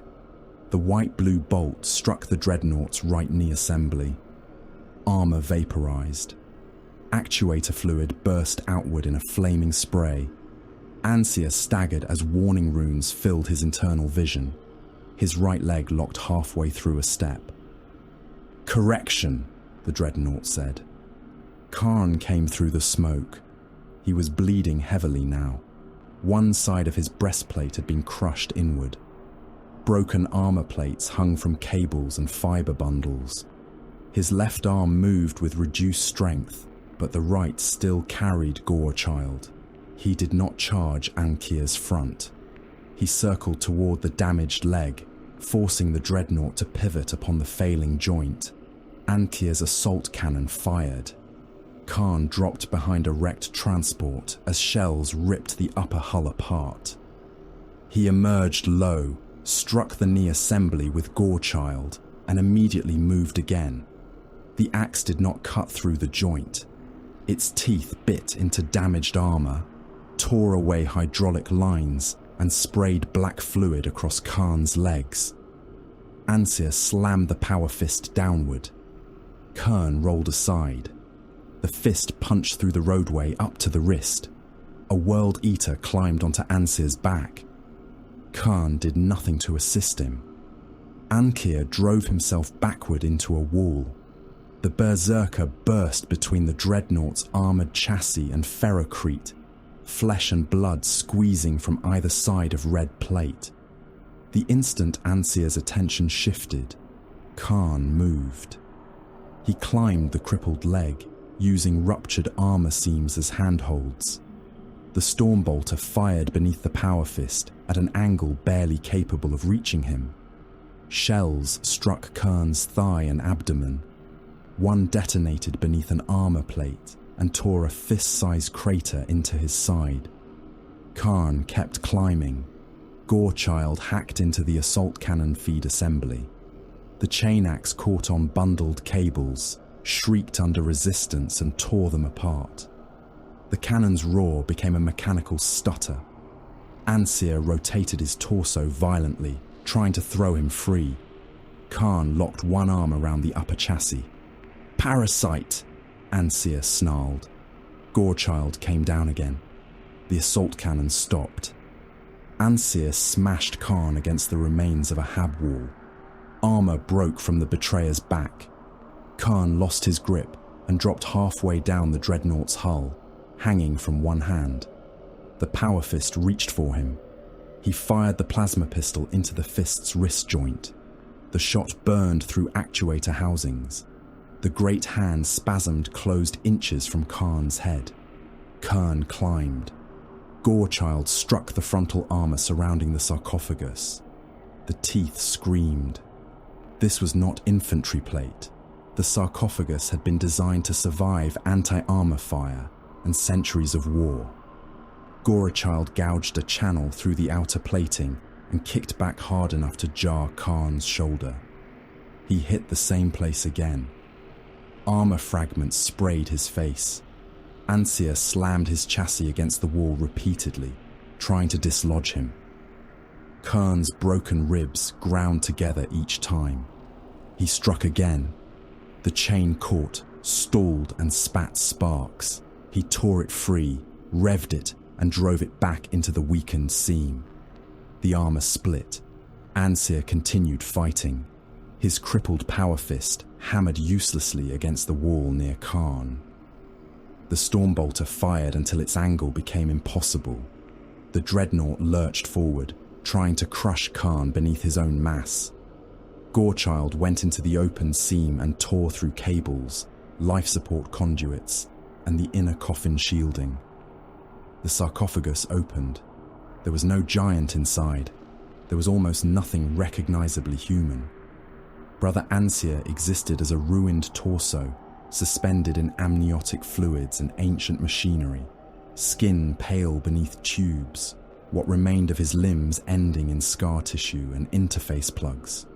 His eyes opened inside the leaking coffin. They were old eyes, human eyes inside a war machine that had killed for centuries. Khârn looked at him. Ansier coughed blood into the fluid around his mouth. "In the Emperor's name," he rasped through internal speakers, weaker now without the full resonance of his chassis. "Die as the dog you became." Khârn regarded him for one heartbeat. Then he raised Gorechild. There was no laughter, no sermon, no mutilation performed for an audience. One stroke entered the opened coffin.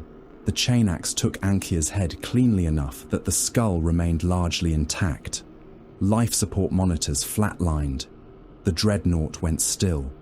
Khârn reached into the sarcophagus and took the skull. Strike Force Presidium learned of Brother Ansier's death when his command rune disappeared from the tactical network. Captain Varinius watched the icon turn black and said nothing for several seconds. The absence mattered immediately. Ansier had been centuries of accumulated battlefield experience housed within an irreplaceable chassis, a mobile heavy weapons platform capable of breaking infantry assaults and anchoring defensive lines. Varinius removed the dreadnought from the coming disposition and shifted 2 Predator tanks to compensate for the lost assault cannon coverage. Assault Squad Arctus moved from secondary reserve to Eastern Reaction Force. An additional Devastator combat squad was assigned to the approach Ankir had been meant to hold. Brother Lucan updated the projections. Our margin at the eastern defense belt decreases by 11%. Then reduce exposure elsewhere. The western reserve becomes thin. It was already thin. Chaplain Castor stood beside the hololith, black armor reflecting its cold light. One of the younger battle brothers on the command dais stared at Ansier's dead rune for too long. Castor noticed. "You will grieve when the battle permits it, brother," he said. "If victory denies you the time, then your grief was never required." The warrior inclined his helm. "Yes, chaplain." Varinius changed the map. War continued. Across the Khârn lines, the news spread differently. The betrayer had slain the Ancient One. The words travelled through open Vox channels, corrupted command nets, and the screaming mouths of mortal cultists who had never seen either warrior. Berserkers abandoned firebases to move toward Callistor. Entire squads stopped guarding armor columns and followed the rumor of Khârn through burning streets. Champions redirected their warriors without consulting Krail. Mortal hordes moved after the World Eaters because movement itself suggested slaughter. Thousands became tens of thousands. Krail watched formation markers detach from his planned axes of advance and converge upon a single location. His rage shook the strategium of the Throne of Severance. "He is destroying the offensive," Krail said. Nobody answered. Krail turned toward 3 World Eater champions waiting beneath brass chains. All were veterans of centuries of slaughter, each large enough that mortal crew gave them entire corridors rather than pass within reach. "Bring him back to the western axis. Tell him the main assault begins before the next cycle. He will strike where I require him." One champion shifted his chain axe. "And if he refuses?" Krail stared at him. "You will remind him that even Khârn walks with an army." The champions departed. They found the betrayer among the ruins as night thickened over Callistor. Ansier's dead dreadnought chassis knelt against a fractured wall, sarcophagus split open, cables and preservative fluids hanging from the breach. Khârn stood before it with the ancient warrior's skull in one hand. Gorechild rested low in the other. The 3 champions approached. The first began, "Khârn, Krail commands. Gorechild rose. The champions stopped speaking. For the first time since receiving Krail's order, all three understood precisely what mistake had been made. The first of Krail's champions reached for Khârn and lost his arm before his gauntlet touched the betrayer's shoulder. Gorechild rose in a short diagonal blur, its chain teeth striking beneath the pauldron where overlapping plates gave way to fibre bundles and flesh, and the limb came free in a spinning arc that painted the open sarcophagus of Brother Ansir with fresh blood. The champion stared at the stump for less than a heartbeat before fury overcame comprehension. He lunged with his remaining hand. Khârn drove the butt of Gorechild into his throat and crushed the armor seal inward until broken. Ceramite disappeared through the neck beneath it. The World Eater fell choking blood through his vox grill. The second emissary understood that argument had ended and attacked, because nothing remained except death. His chain axe came down hard enough to scar the ferrocrete where Khârn had stood. Khârn stepped inside the return stroke, caught the warrior's weapon arm against his own chest, and fired his plasma pistol into the man's abdomen. White heat filled the space between them.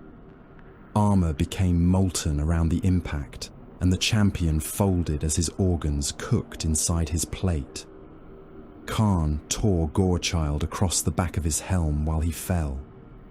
The third emissary did not move. Neither did the berserkers gathering among the ruins. Some had followed Krail for centuries.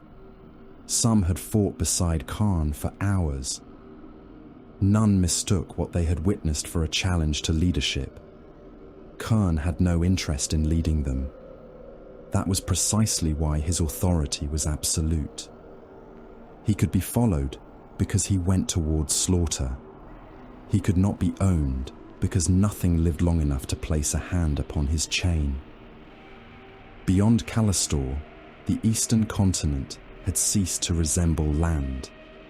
It had become a geography of shell holes, trench lines, defensive embankments, and the skeletal remains of cities demolished so completely that maps continued using names for places no longer physically present.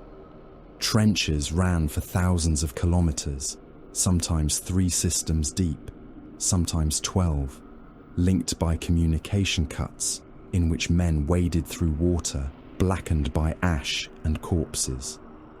Whole sectors had been cratered until artillery observers could no longer identify individual impacts because new explosions simply deepened old wounds in the earth. Tank graveyards spread around broken causeways where Lehman Russ hulls lay nose to tail with corrupted battle tanks, tracks thrown, turrets torn away, crews burned into the compartments where they had died. Manufactoria burned beyond the horizon. Their smoke merged with weather fronts and turned daylight into a permanent iron dusk. Millions of shells crossed the sky in every cycle of bombardment. Entire regiments disappeared between 2 lines of a situation report. A commanding officer might receive a strength return showing 40,000 men at dawn and another before noon showing fewer than 12,000, with no explanation beyond the phrase enemy artillery saturation. Numbers continued because administration required them, meaning did not. General Heliad Pran launched the counteroffensive beneath that sky because Varinius had concluded the Kornate advance was at its most vulnerable when momentum became expectation. The Imperial Guard moved first behind a rolling wall of artillery. Earthshaker rounds advanced across the enemy line in timed concentrations, one belt of explosions lifting as the next struck farther forward. Armoured wedges followed. Lehman Russ battle tanks advanced in staggered formations through chemical fog, commanders exposed only long enough to confirm bearings before ducking beneath cupolas. Remember, don't forget to like, comment, and subscribe. support helps. Demolisher variants ground behind them for the close work. Baneblades moved like fortresses over churned earth, their tracks crushing abandoned trenches flat beneath them, while shadow swords halted upon prepared firing plates and sent volcano cannon beams across kilometers of battlefield toward Chaos super heavies identified by aerial augurs. One traitor tank disappeared inside a column of light so bright that nearby guardsmen saw its silhouette through closed eyelids. Above the ground war, thunderbolts tore through formations of corrupted attack craft, while marauder bombers came in low enough for trench troops to see bomb bay doors opening through the smoke. Hydra platforms fired until the barrels glowed beneath their cooling shrouds, painting the cloud layer with tracers and exploding aircraft. The Ultramarines did not advance at the head of the mortal armies. They appeared where the battle's structure could be broken. Thunderhawks crossed behind enemy lines beneath electronic masking and landed tactical squads beside bridges carrying ammunition from the Khârn rear. Melter charges destroyed supports, dropping armoured convoys into ravines moments before they reached the front. Devastator squads occupied refinery towers, and Lascannons killed command tanks from distances at which mortal crews never saw their attackers. Assault marines descended upon a corrupted brigade. Headquarters, while its officers were attempting to redirect reserves, killing the command staff and destroying the Voxmast before jump packs carried them away. A single squad did not conquer a district. It removed one critical node, and millions of guardsmen exploited the weakness left behind. Verinius watched the pattern from a mobile strategium whose armoured walls shook continuously beneath distant shelling. Eastern fuel corridor severed, Brother Lucan reported. Enemy armour groups are slowing. Verinius moved a rune on the hololith. Then Pran advances the 7th Armoured before they recover. The General reports the 7th has lost nearly a third of its tanks. Then it advances with the remainder. No one argued. The mathematics of Cyrodiil had become merciless. Khârn entered that counter-offensive at the head of several hundred berserkers who had gathered around him without receiving a single order. Mortal cultists tried to follow and died in the opening bombardment. World Eaters kept running. The first artillery concentration fell short, then corrected. Earth erupted around the red armor in geysers of mud, limbs and shattered weapons. A berserker beside Khârn vanished when an Earthshaker shell landed almost directly beneath him. Another was hurled across the trench line with both legs removed, struck the ground and attempted to crawl forward on his elbows until tank tracks passed over him. The survivors ran through their own supporting bombardment because no one had coordinated fire lanes with them and none cared. Khârn's armor warned of incoming impacts before his damaged auto-senses failed again. The nails warned him of nothing. They rewarded every detonation. Pain became direction. The deeper the barrage, the more certain he became that living enemies waited beyond it. The first Imperial trench line opened fire when the berserkers entered lasergun range. Thousands of red beams converged across the mud. Power armor scorched black beneath sustained hits. Heavy bolters joined them, their explosive shells cutting World Eaters apart where concentrated fire found weak joints or shattered plate by accumulation. The front ranks collapsed. The second ranks climbed over them.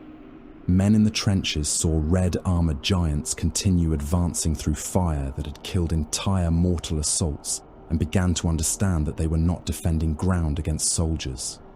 They were waiting for impact. Officers screamed for discipline. Sergeants kicked men back onto firing steps. Plasma guns discharged until coils burned white. One World Eater reached the parapet missing most of his lower face. planted both hands on the revetment and was shot apart at point-blank range by 6 guardsmen. Khârn reached the trench 2 heartbeats later. Organization ended where he landed. Gorechild took the first soldier from shoulder to hip, chain teeth entering flak armor, breaking clavicle and ribs, tearing through a lung and continuing until the weapon struck the pelvic girdle hard enough to throw fragments of bone from the exit wound. The second man fired his laser gun into Khârn's chest at arm's length. Khârn knocked the weapon aside and smashed the soldier's head against the trench wall with his forearm. Skull and wet matter remained on the sandbagging after the body dropped. A bayonet struck the joint beneath his arm and failed to penetrate. Khârn seized its owner by the face and hurled him backward into 3 other guardsmen before Gorechild followed. Behind him, the berserkers came over the parapet and the trench became a butcher's channel. Chain axes caught upon bone and jammed for fractions of a second before their users ripped them free. Bolter shells detonated inside torsos and sprayed fragments of spine and organs across firing steps. Men fell into shell holes half full of rainwater, blood and leaking promethium, struggling beneath bodies until they drowned under the weight of their own regiment. A wounded guardsman tried to crawl beneath a collapsed ammunition crate. Khârn stepped upon his back while moving past and broke the spine without slowing. The trench system had been designed to prevent exactly this kind of breakthrough. Fire bays forced attackers around traverses. Strong points covered communication routes. Secondary lines waited behind the first. None of it failed through poor design. It failed because Khârn crossed spaces faster than mortal defenders could reorient. He fired the plasma pistol when a heavy weapon team established distance, turning the loader into an incandescent shape before the gunner could traverse. When the pistol's heat warning flashed, he holstered it and used Gorechild. When the trench narrowed too tightly for a full swing, he killed with the haft, his knees, his elbows, and the mass of his armor. One man raised both hands and shouted something Khârn did not hear. Khârn drove him into the wall hard enough to rupture his skull inside his helmet and moved on. The Ultramarines' armored detachment found him inside the 3rd defense belt. Predators opened from elevated firing positions beyond the trench complex. Autocannon shells struck World Eaters trying to climb from one communication trench and tore them apart before they reached open ground. Lascannon fire destroyed corrupted support tanks following the berserkers. Tactical squads appeared briefly at junctions, fired controlled volleys, and withdrew before Khârn reached them. The pattern repeated. Fire, withdrawal, another junction, another kill zone. Khârn recognized the structure. The sons of Guilliman were narrowing the battlefield around him. He followed. One by one, the berserkers around him died. A minefield took a dozen beneath the mud. A whirlwind strike landed behind them and sealed the route back with burning wreckage. Tactical Marines withdrew into a trench that narrowed between reinforced bunker walls. Khârn entered after them and found the path ahead blocked by a land raider. The war machine filled the trench from wall to wall. Its frontal armor was blackened but intact. Twin-linked Lascannons tracked targets beyond the trench, while heavy bolter fire tore into World Eaters, approaching from the flanks. The assault ramp remained sealed. Behind Khârn, Predator fire struck the remaining berserkers. For the first time since Calastor, there was no obvious route forward and no open route back. The surviving World Eaters roared and charged the Land Raiders' front. Khârn did not. He dropped into a drainage cut along the trench wall. The Land Raiders' weapons continued killing the warriors in front of it. Khârn moved beneath their bodies and the sprays of mud thrown up by impacts until he reached the left track assembly. Gorechild struck the exposed mechanism. The first blow broke outer guard plating. The second severed track links. The machine moved forward and threw damaged track from the drive wheel. Khârn struck again. The track bunched beneath the hull and locked. The Land Raider lurched to one side. A tactical marine appeared from an upper hatch and fired down at him. Khârn fired the plasma pistol upward. The marine disappeared inside white light. Khârn climbed. The Land Raider tried to traverse weapons toward him, but the hull-mounted systems could not cover their own roof. He crossed the top armor while the machine continued firing at the World Eaters, still visible ahead. He did not attack the frontal glacis. He reached the rear deck where armor protected engine housings, rather than presenting the full thickness of the assault prow. Gorechild chewed through a vent assembly. Sparks and fragments sprayed around him. He fired the plasma pistol into the opening. Internal alarms became audible even through his armor. Then he widened the breach. Inside, the troop compartment filled with smoke and heat. Ultramarines turned weapons toward the rear as Khârn tore through. Bolters fired in confined space. One round struck his shoulder. Another detonated against his ribs. He dropped through the opening and the compartment became too small for distance.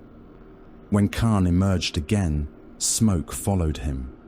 So did fire. The Land Raider's rear hatch opened automatically under emergency override, and burning bodies spilled into the trench. One Ultramarine crawled 3 meters before the flames inside his armor reached ammunition at his belt.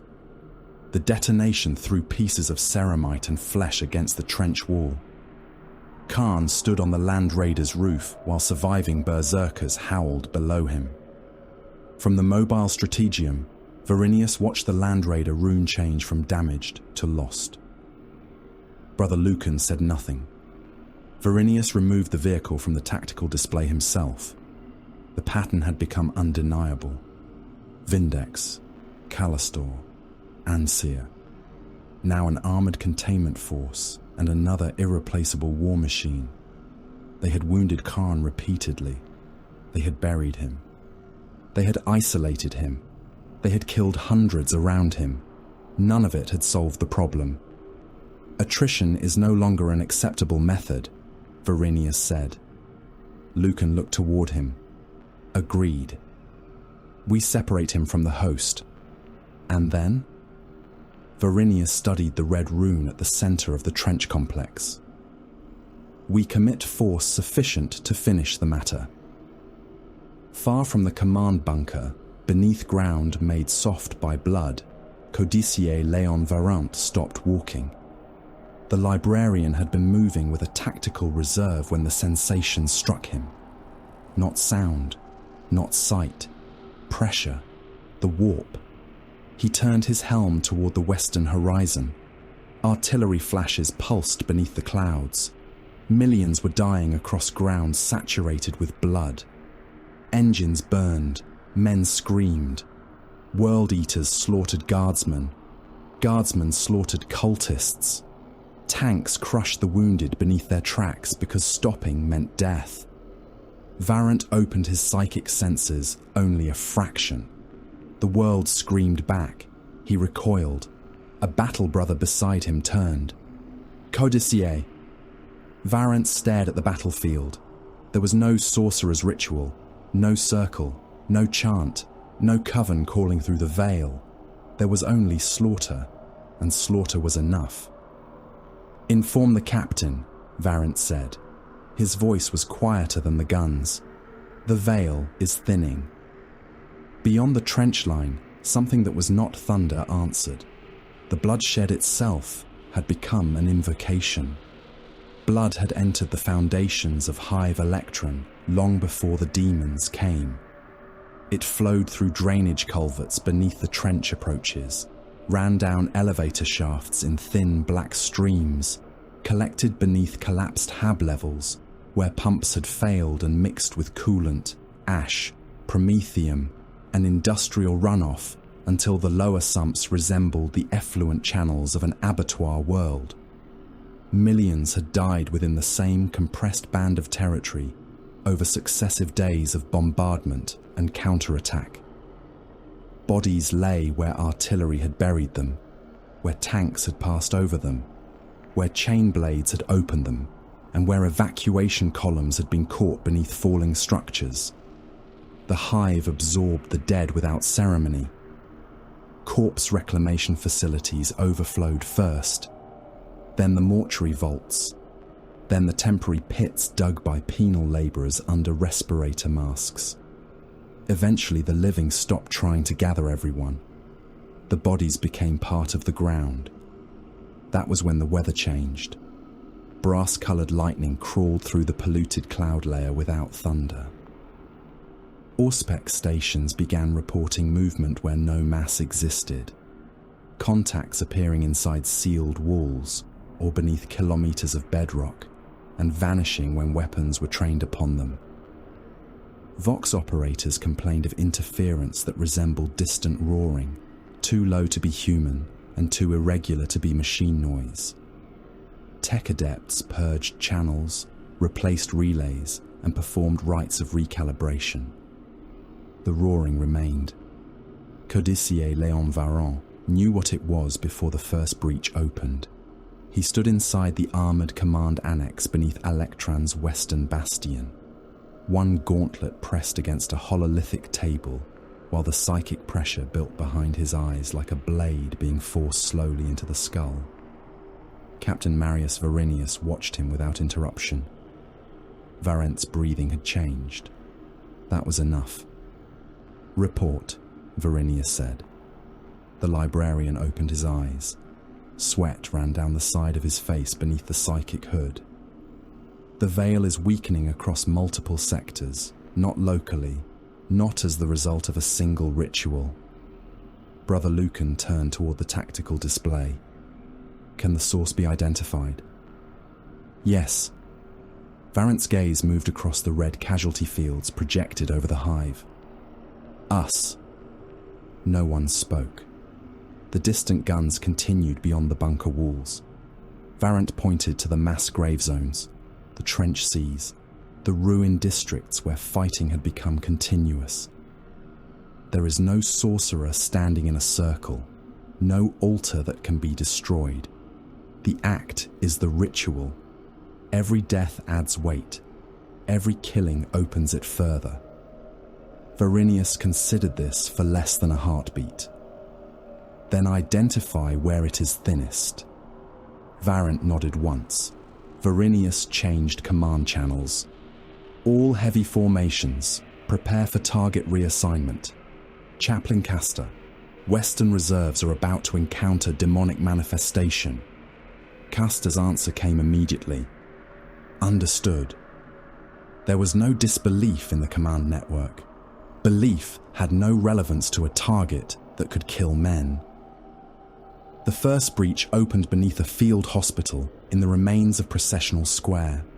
The dead had been stacked beneath canvas because there was nowhere else to put them. Hundreds of corpses arranged in rows between medici tents crowded with wounded guardsmen. Blood had soaked through the paving stones. A line appeared across the square, thin as a knife cut, glowing red from beneath. The stones cracked apart. Men closest to the fissure were thrown from their beds before the ground folded downward and something climbed out. It was lean, red-skinned and horned, its shape vaguely manlike only in the way a corpse hanging from hooks might still resemble the living. A black blade burned in one clawed hand. The creature struck the first wounded man it reached and opened him from throat to groin. His intestines spilled across the cot before he finished screaming. More shapes followed. Blood letters emerged through the wound in reality, snarling praises that overloaded nearby Vox pickups into static. They did not form ranks. They did not look for officers. They attacked whatever breathed. Orderlies died first, then Medici personnel, then the wounded who attempted to crawl from their beds. Guardsmen arrived firing laser guns, and the demons went through them. The same thing happened elsewhere. A crater field near the southern transit wall began steaming. then tore open beneath an armoured company. Bloodletters materialised between tanks and hacked at crewmen trying to escape burning hulls. In an underground refuge, walls sweated blood before demonic blades emerged through ferrocrete and cut civilians apart inside a chamber packed too tightly for anyone to flee. Along the third trench line, soldiers watched dead bodies begin twitching beneath rainwater, then saw red forms rise between them as if the earth itself had vomited violence. Morale broke in places where artillery had failed to break it. Men who had endured days of bombardment ran when nightmares stepped bodily through the dead. Commissars shot deserters until bloodletters reached the firing lines and killed commissars beside the men they had just executed. One entire regiment abandoned its sector and was consumed in the communication trenches because panic compressed thousands of bodies into spaces designed for hundreds. The Ultramarines reacted before fear could spread through the command structure. Varinius ordered plasma. Heavy bolters and flamers redirected from World Eater concentrations to demonic breaches. Tactical squads moved to threatened withdrawal corridors and established firing points that guard units could anchor upon. Custer strode into the western trench sector beneath banners already burning from artillery sparks, his black armour visible through smoke where men had begun throwing away weapons. "Hold the line," he said over amplified vox. Several guardsmen continued running. Custer killed none of them. He planted his Crozius into the mud and fired his bolt pistol past their heads into the face of a bloodletter climbing over the parapet. The mass-reactive shell detonated inside the creature's skull and sprayed burning ichor across the trench wall. "You have seen artillery," Custer growled. "You have seen Astartes. You have seen traitors wearing the armour of angels. This thing is merely another enemy. Pick up your weapons." A sergeant obeyed first, then 3 men beside him, then dozens. Lasfire returned to the trench line. Flamers washed demons in sheets of burning promethium, while heavy bolters tore red bodies apart faster than the creatures could reach the crews. Custer moved wherever the line threatened to fold, not preaching salvation, but issuing orders. 2 ranks, fire by volley, do not pursue, reload behind cover, hold. Fear did not disappear, it became useful. Varent fed breach locations to the command network as quickly as he could sense them. Each psychic touch hurt. The warp around Cyrodian had become a storm pressed against thin glass. "Northern mass grave expanding," he warned. 3 manifestations beneath the Manufactorum spine, another forming under St. Geronte's transit bridge. Varinius looked at the bridge rune. Hundreds of thousands of civilians and 3 retreating guard regiments were still crossing it. "Demolition control, prepare charges." General Pran heard the order over the shared channel. "My lord, the bridge is not clear." "I know. There are still 2 divisions on the western span." "I know." Pran's voice hardened. "Give them 4 minutes." Varinius looked at the demonic contact moving toward the crossing. "They have 2. No one argued further. Khârn moved through the manifestations without looking at them. Bloodletters appeared around his followers in the ruins east of the hive, and some of the World Eaters howled in religious ecstasy.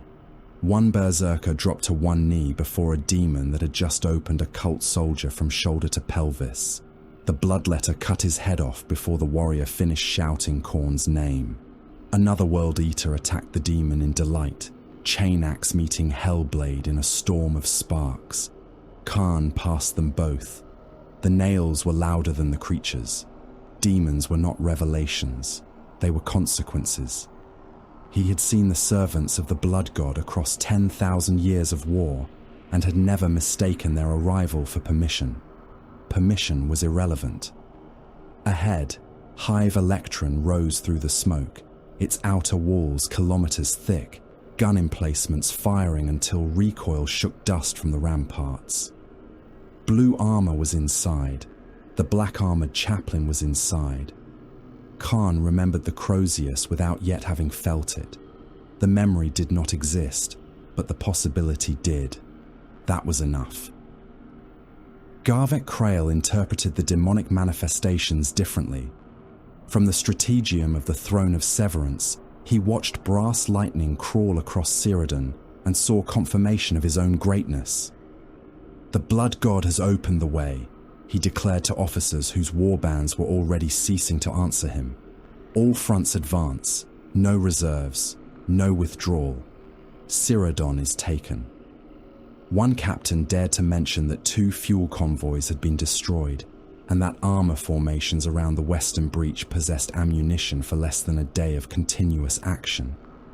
Krael turned his helm toward him. The officer fell silent. Another reported that thousands of berserkers had abandoned assigned axes to follow Khârn. Krael struck the hololithic projector hard enough to fracture its casing. Then they advanced with him, every blade forward. The logic pleased him because it sounded like certainty. Around him, mortal bridge crew exchanged glances they thought their masters could not see. The invasion was losing structure. Supply routes burned. Imperial armor had retaken several corridor zones. Entire World Eater companies no longer responded to command. Krael looked upon the disintegration and named it divine favor. Varinius named it opportunity. He ordered whole sectors of Electran abandoned. There was no attempt to pretend everyone could be saved. Civilian blocks were sealed behind bulkhead doors, so military traffic could use the transit shafts.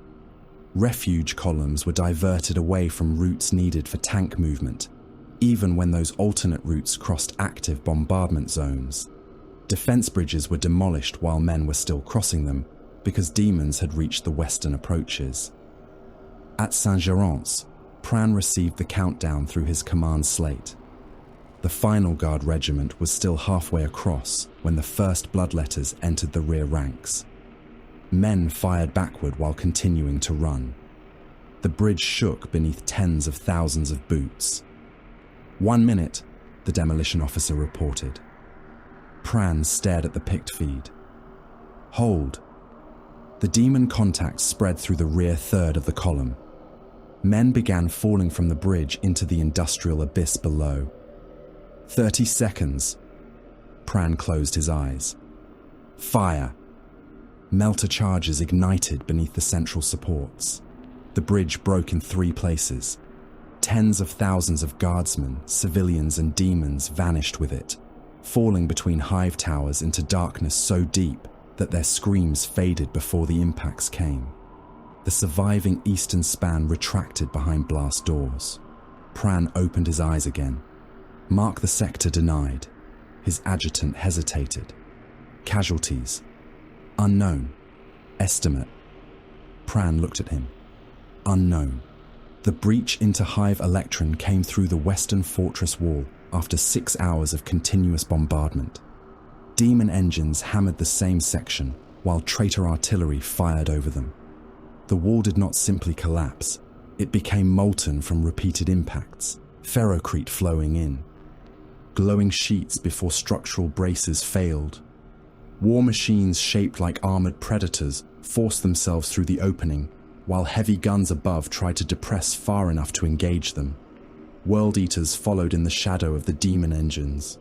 Khârn entered with them, stepping through a breach broad enough for armored columns and into a city already fighting on every level. Electran had ceased to possess streets in the ordinary sense. Hab corridors became firing lanes. Manufactorum galleries hundreds of meters above ground were fortified with heavy bolters and autocannons. Cathedral plazas had been converted into field hospitals where wounded men lay beneath statues of imperial saints blackened by soot. Ammunition elevators rose continuously from subterranean magazines, carrying shells toward batteries several kilometers overhead. Transit shafts ran vertically through the hive for distances that made the drop vanish into darkness. Refugees pressed against military cordons in numbers too large to count. Men carrying children, Workers, clerks, labourers, all trying to move deeper while guard units pushed the opposite direction toward the fighting.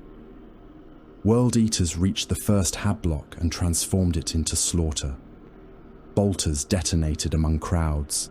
Chain axes tore through soldiers and unarmed civilians without distinction. Khârn moved through the crush faster than those around him. Gorechild entered a guardsman's chest and came out through the spine, spraying the wall behind him with bone fragments and lungs. Khârn shot another man through the face with the plasma pistol because reaching him with the axe required 3 unnecessary steps. A fleeing worker collided with Khârn's breastplate. Khârn struck him aside with one forearm and crushed the man's skull against a bulkhead without ever looking. The Ultramarines withdrew by layers. Tactical squads fired from galleries, fell back through blast doors and detonated corridors behind them. Devastators held crossing points long enough for wounded battle brothers to be moved toward deeper positions. It was during one such withdrawal that Chaplain Castor found Khârn. Castor stood at the mouth of a cathedral plaza with 5 Ultramarines around him, while apothecaries dragged 2 wounded brothers toward a service elevator. Khârn came through smoke at the far end, covered in blood that belonged to dozens of men. Castor saw the chain axe before he saw the faceplate. "Continue evacuation," he ordered. "We hold." The Ultramarines opened fire. Khârn came forward through bolter impacts. One shell detonated against his thigh. Another struck the damaged breastplate and tore away a plate already fractured by Anseer.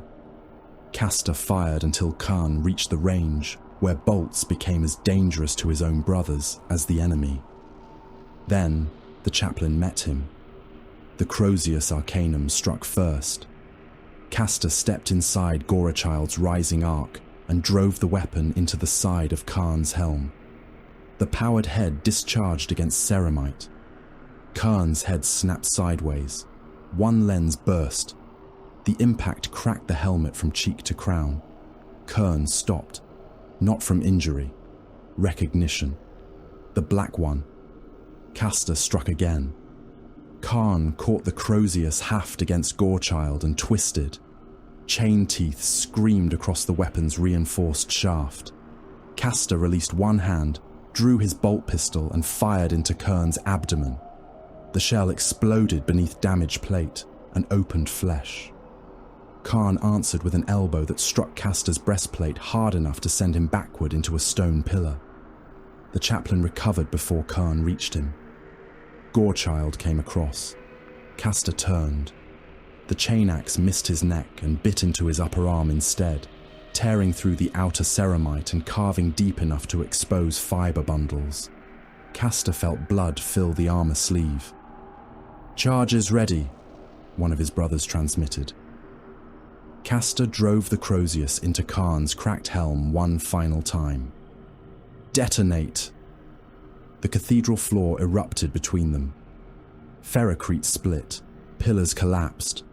Khârn disappeared behind falling masonry as Castor's escort dragged him through the service doors.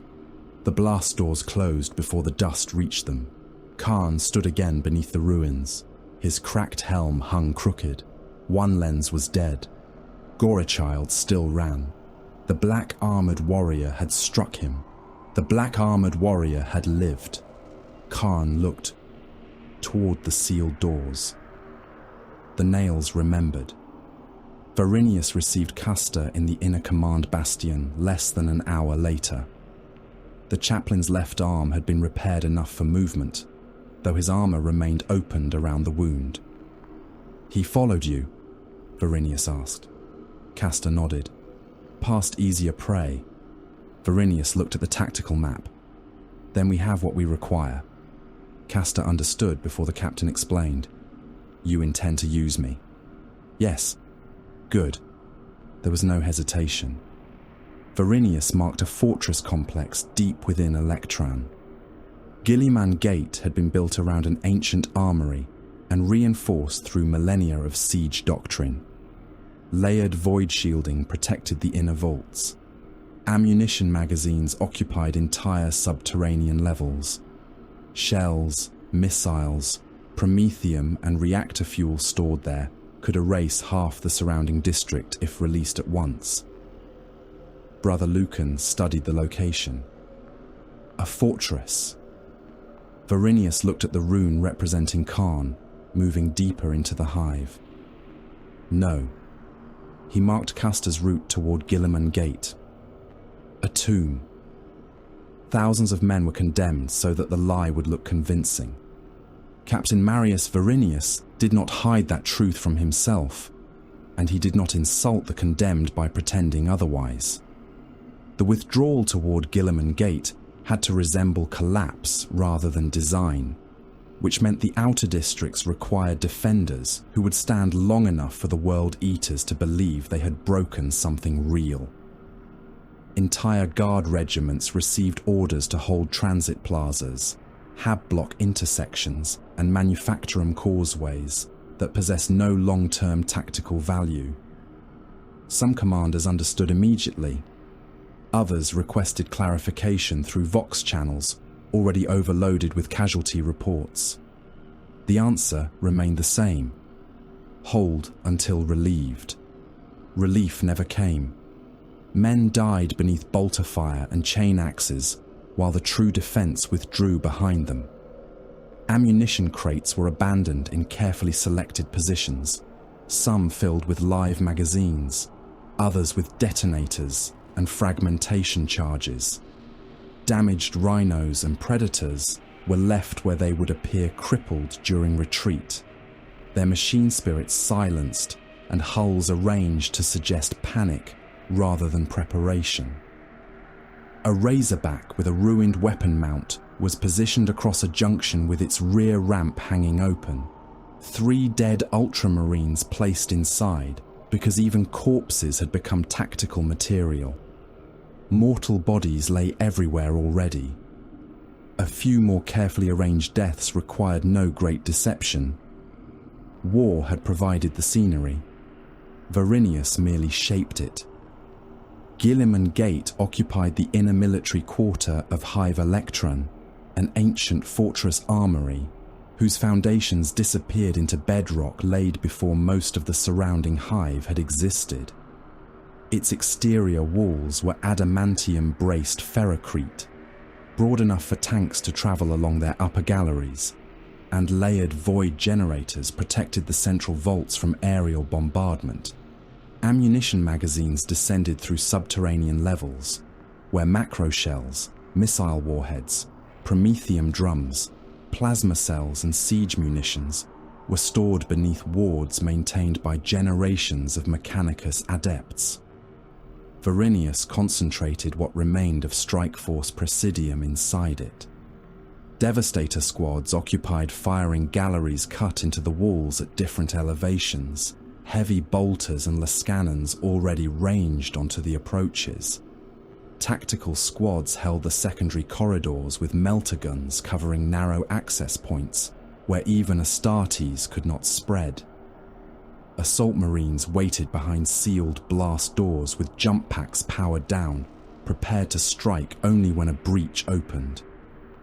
Veteran Terminators stood within the inner chamber beneath the fortress shrine, armor thick enough to survive fire that would kill lesser warriors instantly, Stormbolters mag-locked, Power Fists and Chain Fists inactive until the trap closed. The surviving Vindicator was hidden behind reinforced shutters at the end of a maintenance avenue. Demolish a cannon, loaded and crewed by brothers who had been told they might fire through friendly positions. Outside the Void Shield, Thunderhawks held pattern beyond visual range. They would not enter until visual confirmation of Khârn's death had been transmitted. No assumption would be accepted. No silence would count as proof. Chaplain Otho Castor led the bait. His left arm had been resealed and splintered beneath repaired armor, though the fiber bundles beneath the torn ceramite still responded with a fractional delay. The black plate of his office had been cleaned only where blood interfered with seals and joints. Khârn's chain axe had left gouges across one pauldron. Castor deliberately left them visible. 4 Ultramarines accompanied him through the western approaches as the last mortal defense lines failed behind them. "Second junction," he ordered over Squad Vox. 2 volleys, then fall back." The brothers acknowledged. They reached the junction, turned and fired into the smoke. World Eaters came through it almost immediately. Bolter rounds struck red plate. One berserker fell with his chest opened by mass-reactive detonations. Another lost most of his helm and kept coming until a second volley tore through his throat. "Withdraw." Castor did not shout. He did not taunt the enemy or invoke the Primarch with every breath. The sons of Guilliman did not require noise to remember their duty. They moved. Khârn followed. He had been following for kilometers. The black-armored warrior had escaped once. That fact had become a hook buried beneath the nails. Castor's strikes in the cathedral remained in Khârn's memory, not as humiliation, but as interruption. The Crozius had cracked his helm. The chaplain had lived. Then the world had been placed between them. Khârn moved through burning avenues where mortal defenders fell back too cleanly and recognized falsehood without needing to name it. Too many ammunition crates sat undisturbed beside routes that should have been stripped bare by desperate troops. Too few bodies lay in some corridors, too many in others. A broken Ultramarines vehicle blocked one route at an angle that created cover rather than obstruction. Firing lanes were open where rubble should have closed them. The sons of Guilliman had built something. Good. The berserkers around him did not care whether the retreat was real. They saw blue armor withdrawing and surged after it. Hundreds reduced to scores by artillery, mines and defensive fire, yet still multiplying as stragglers from other warbands joined the trail.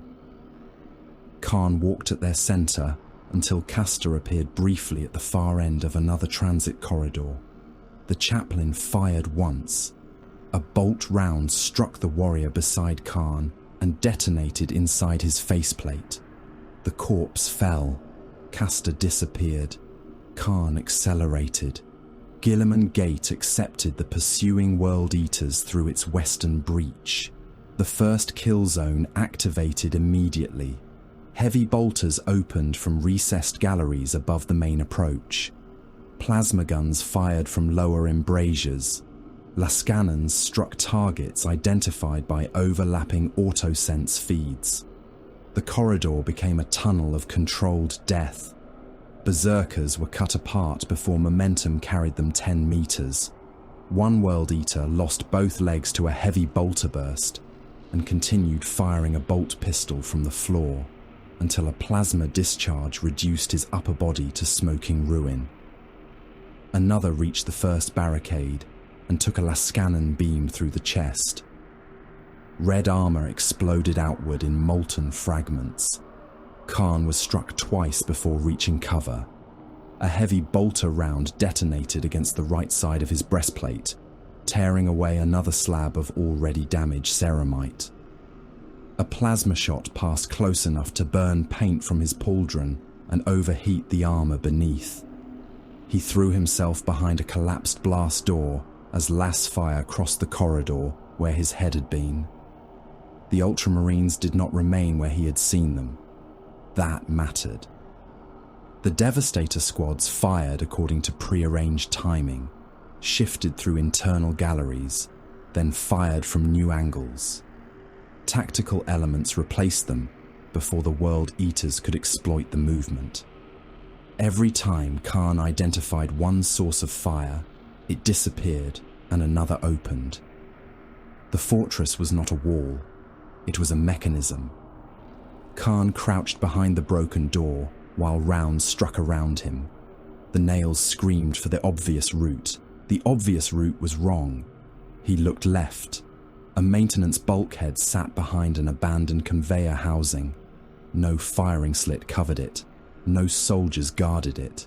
That absence mattered more than the guns. Khârn rose and drove Gorechild into the metal.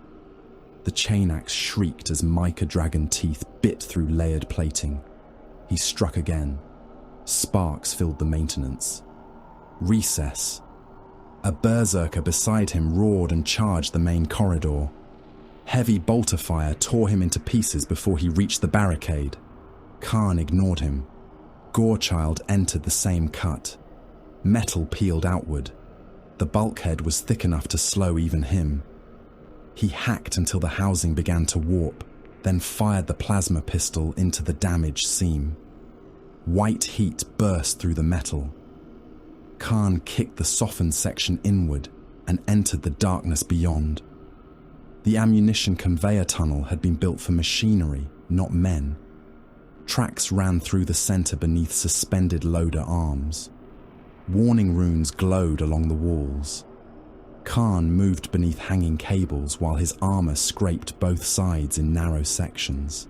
He heard gunfire through the plating to his right and followed it. Centuries of battle made the route apparent without conscious calculation. Fortifications required access. Weapons required feed lines. Men who fired from elevated galleries required ammunition delivered from somewhere behind them. He found the lift shaft. Gorechild opened the access hatch. The Devastator squad above received a warning too late. Khârn climbed through the rear of their position while they were firing into the main corridor. The first Ultramarine turned at the sound of tearing metal. Gorechild entered his heavy bolter before he could bring the weapon around. The chain teeth chewed through the casing, ammunition feed, and the gauntlets holding it. The weapon detonated partially inside the Marine's hands. Khârn kicked him backward and struck the next warrior across the throat. Ceramite burst. Blood sprayed the wall in a pressurized arc. A Lascanon fired inside the gallery. The beam missed Khârn by less than a meter and burned through two bulkheads behind him. Heat filled the chamber. Khârn crossed the distance before the weapon could cycle and drove Gorechild through the Lascanon's cooling assembly, then into the brother carrying it. The axe caught on the shoulder joint. Khârn twisted until armor, muscle, and arm tore free together. One Devastator drew a chainsword. Khârn struck the weapon aside with Gorechild's haft, headbutted the Marine hard enough to crack one eye lens, and shoved him against the balcony rail. The Ultramarine stabbed a combat blade beneath Khârn's ribs. Khârn grunted, seized the warrior by the gorget, and lifted. Below them, World Eaters were finally pushing into the first corridor under reduced fire. Khârn kicked the wounded Marine over the edge. The Ultramarine fell among them. Chain axes rose. Khârn did not look down. By the time Varinius understood how the position had been breached, Khârn was already inside the defensive geometry. Devastator Gallery 4 lost, Brother Lucan reported. Enemy champion moving laterally through the internal ammunition access. Varinius saw the danger immediately. Seal sections 7 through 11. Meltagan teams collapse inward. Do not pursue into the galleries. Confirmed. Castor stood beside the tactical hololith. His rune marked the inner retreat path. He saw the trap. Varinius adjusted the defense. He saw enough. And still entered. That was required. The confined galleries became a slaughterhouse. World Eaters reached Khârn through the breach he had created and flooded the passages behind him. Ultramarines withdrew in disciplined pairs, but range advantages vanished inside corridors wide enough for only 3 warriors abreast. Bolter fire became deafening. Mass reactive rounds detonated against walls and bodies.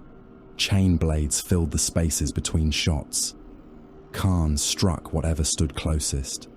Gorechild tore through a brother's forearm, through the bolt gun held there, and into the chest beneath.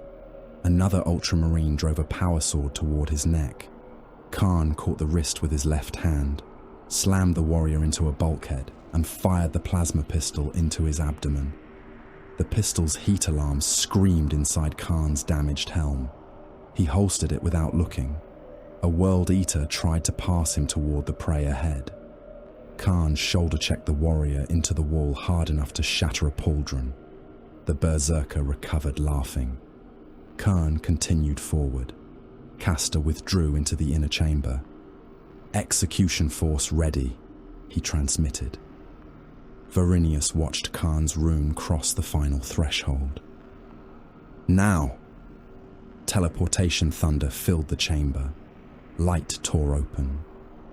Around Khârn, the air cracked with displaced pressure and the stink of ozone. Terminators appeared in a disciplined ring, massive blue forms materializing from the honor of Macragge's teleportarium with stormbolters already raised. They did not speak challenges. They fired. The first volley struck Khârn from 3 directions. Bolter shells burst against his chest, thigh, and backpack. One penetrated beneath his arm and exploded inside the flesh behind it. Another shattered what remained of his damaged pauldron. Khârn staggered. The Terminators advanced together, reducing the circle, each warrior covering the next. Stormbolters continued firing until the range made ricochet and crossfire unacceptable. Then power fists rose. Khârn charged the smallest gap. A chain fist met Gorechild. The 2 weapons struck with enough force to tear fragments from the floor. The Terminator locked the axe haft against his armored forearm, while another stepped in from Khârn's right. A power fist hit the betrayer across the ribs. Khârn flew. He struck a column and collapsed. The chamber seemed to tilt. Blood filled his mouth. Several ribs had broken again. Something deeper had torn. The nails transformed it all into a red howl. The Terminators closed. Khârn stood. The first veteran caught Gorechild again, deliberately trapping the axe between chainfist housing and gauntlet. Another moved for Khârn's weapon arm. A third raised a power fist for the killing blow. Khârn did not pull backward. He pushed. Using the trapped axe as leverage, he drove himself toward the Terminator holding it. Their armor collided. The formation compressed. Khârn drew the plasma pistol with his left hand and fired point blank into the veteran's helm. The head disappeared inside white-blue fire. The body remained standing for a heartbeat because Khârn was still pressed against it. He ripped Gorechild free.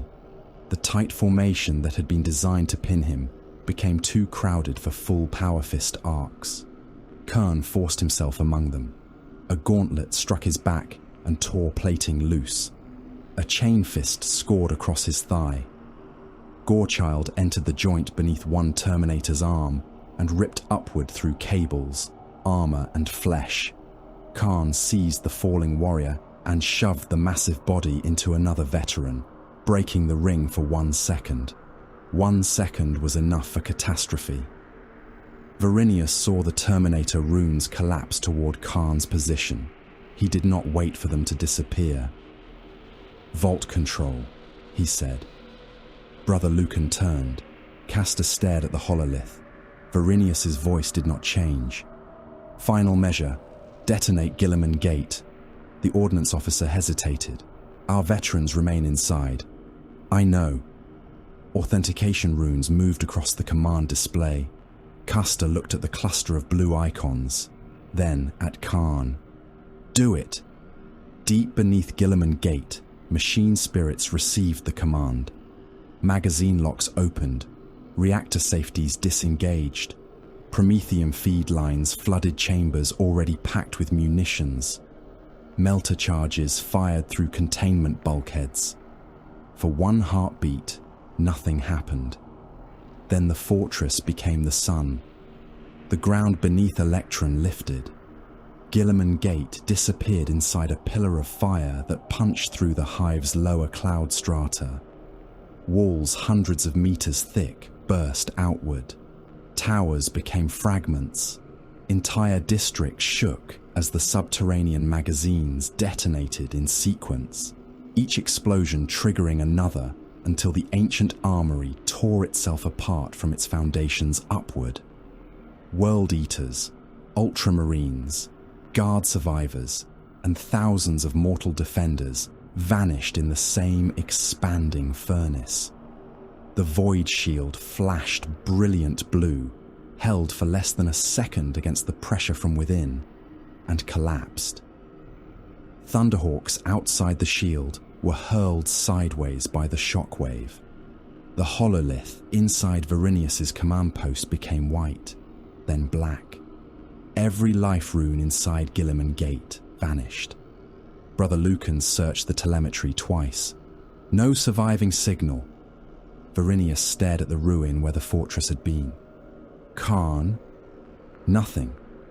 Castor's damaged arm hung at his side. For the first time since the war began, certainty entered his voice. He is dead. Far below the burning cloud, Guilliman Gate ceased to exist.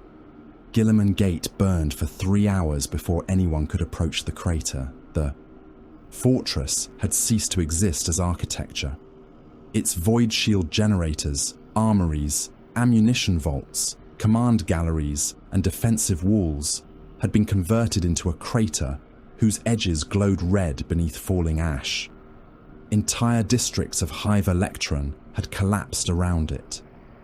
Hab spires, kilometers high, leaned against one another where their foundations had cracked, and transit lines hung over the abyss with carriages still burning upon them. Hundreds of thousands had died when the magazines detonated.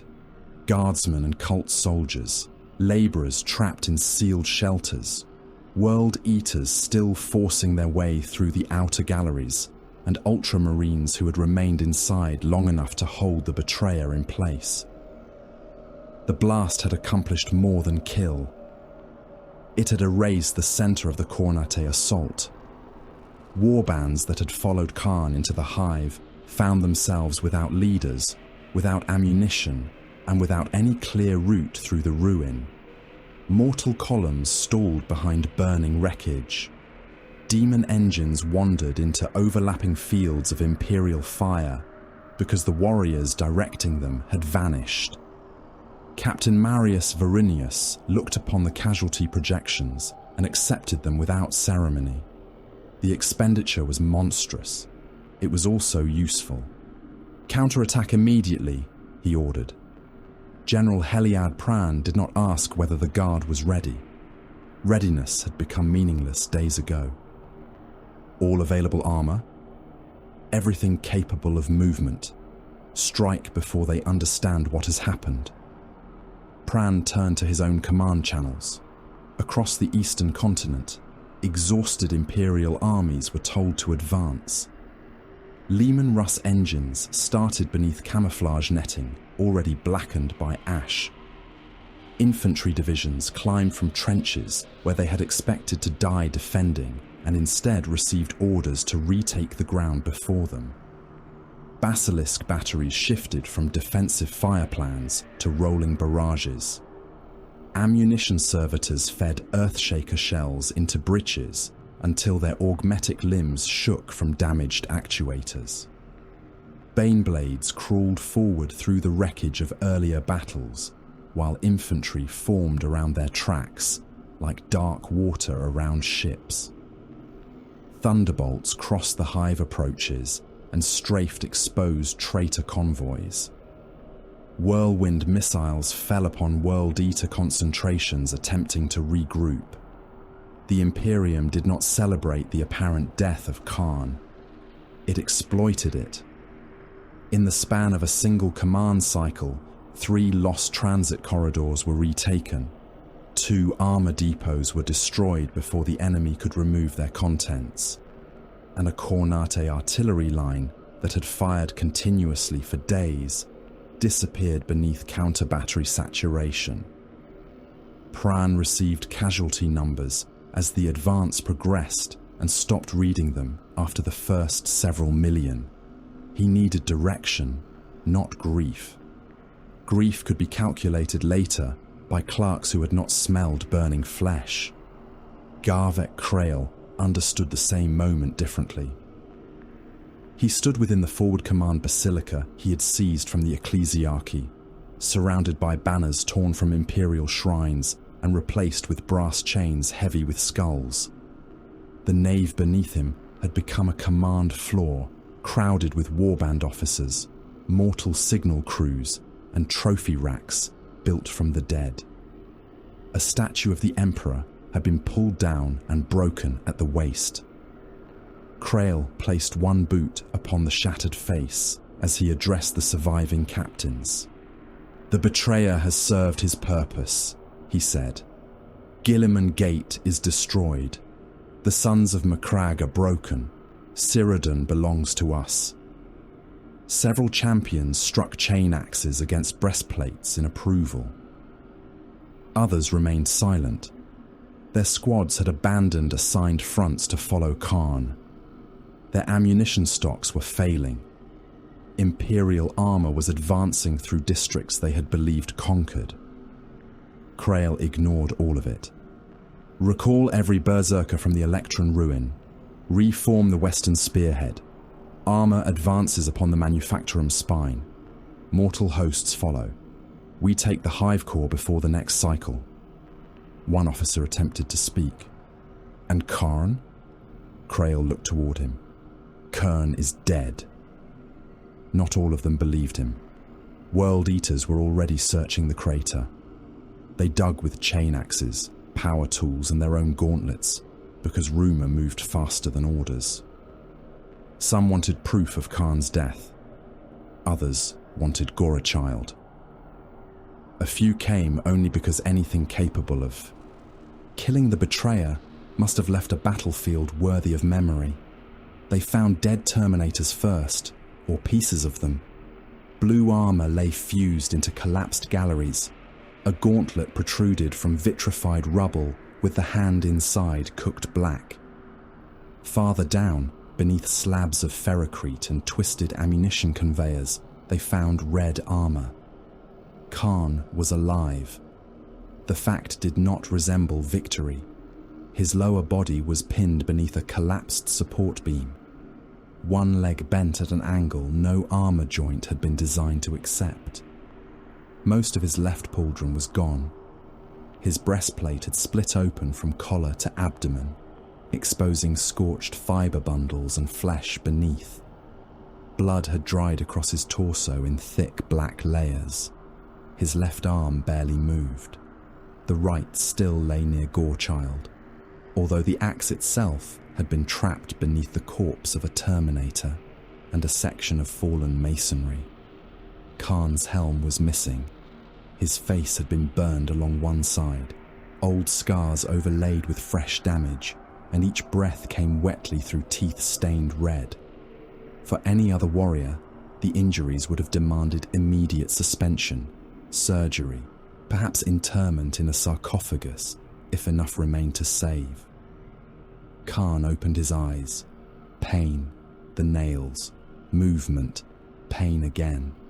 The butcher's nails did not care that bones had broken. They did not care that blood pressure fell, that one lung laboured, that muscle no longer answered cleanly. They drove electrical agony through damaged nerves until remaining strength became motion. Khârn pulled against the beam. Nothing happened. He pulled again. Blood ran fresh from beneath the armor. A World Eater watching him laughed in disbelief. Still alive, Khârn pulled a third time. The beam moved.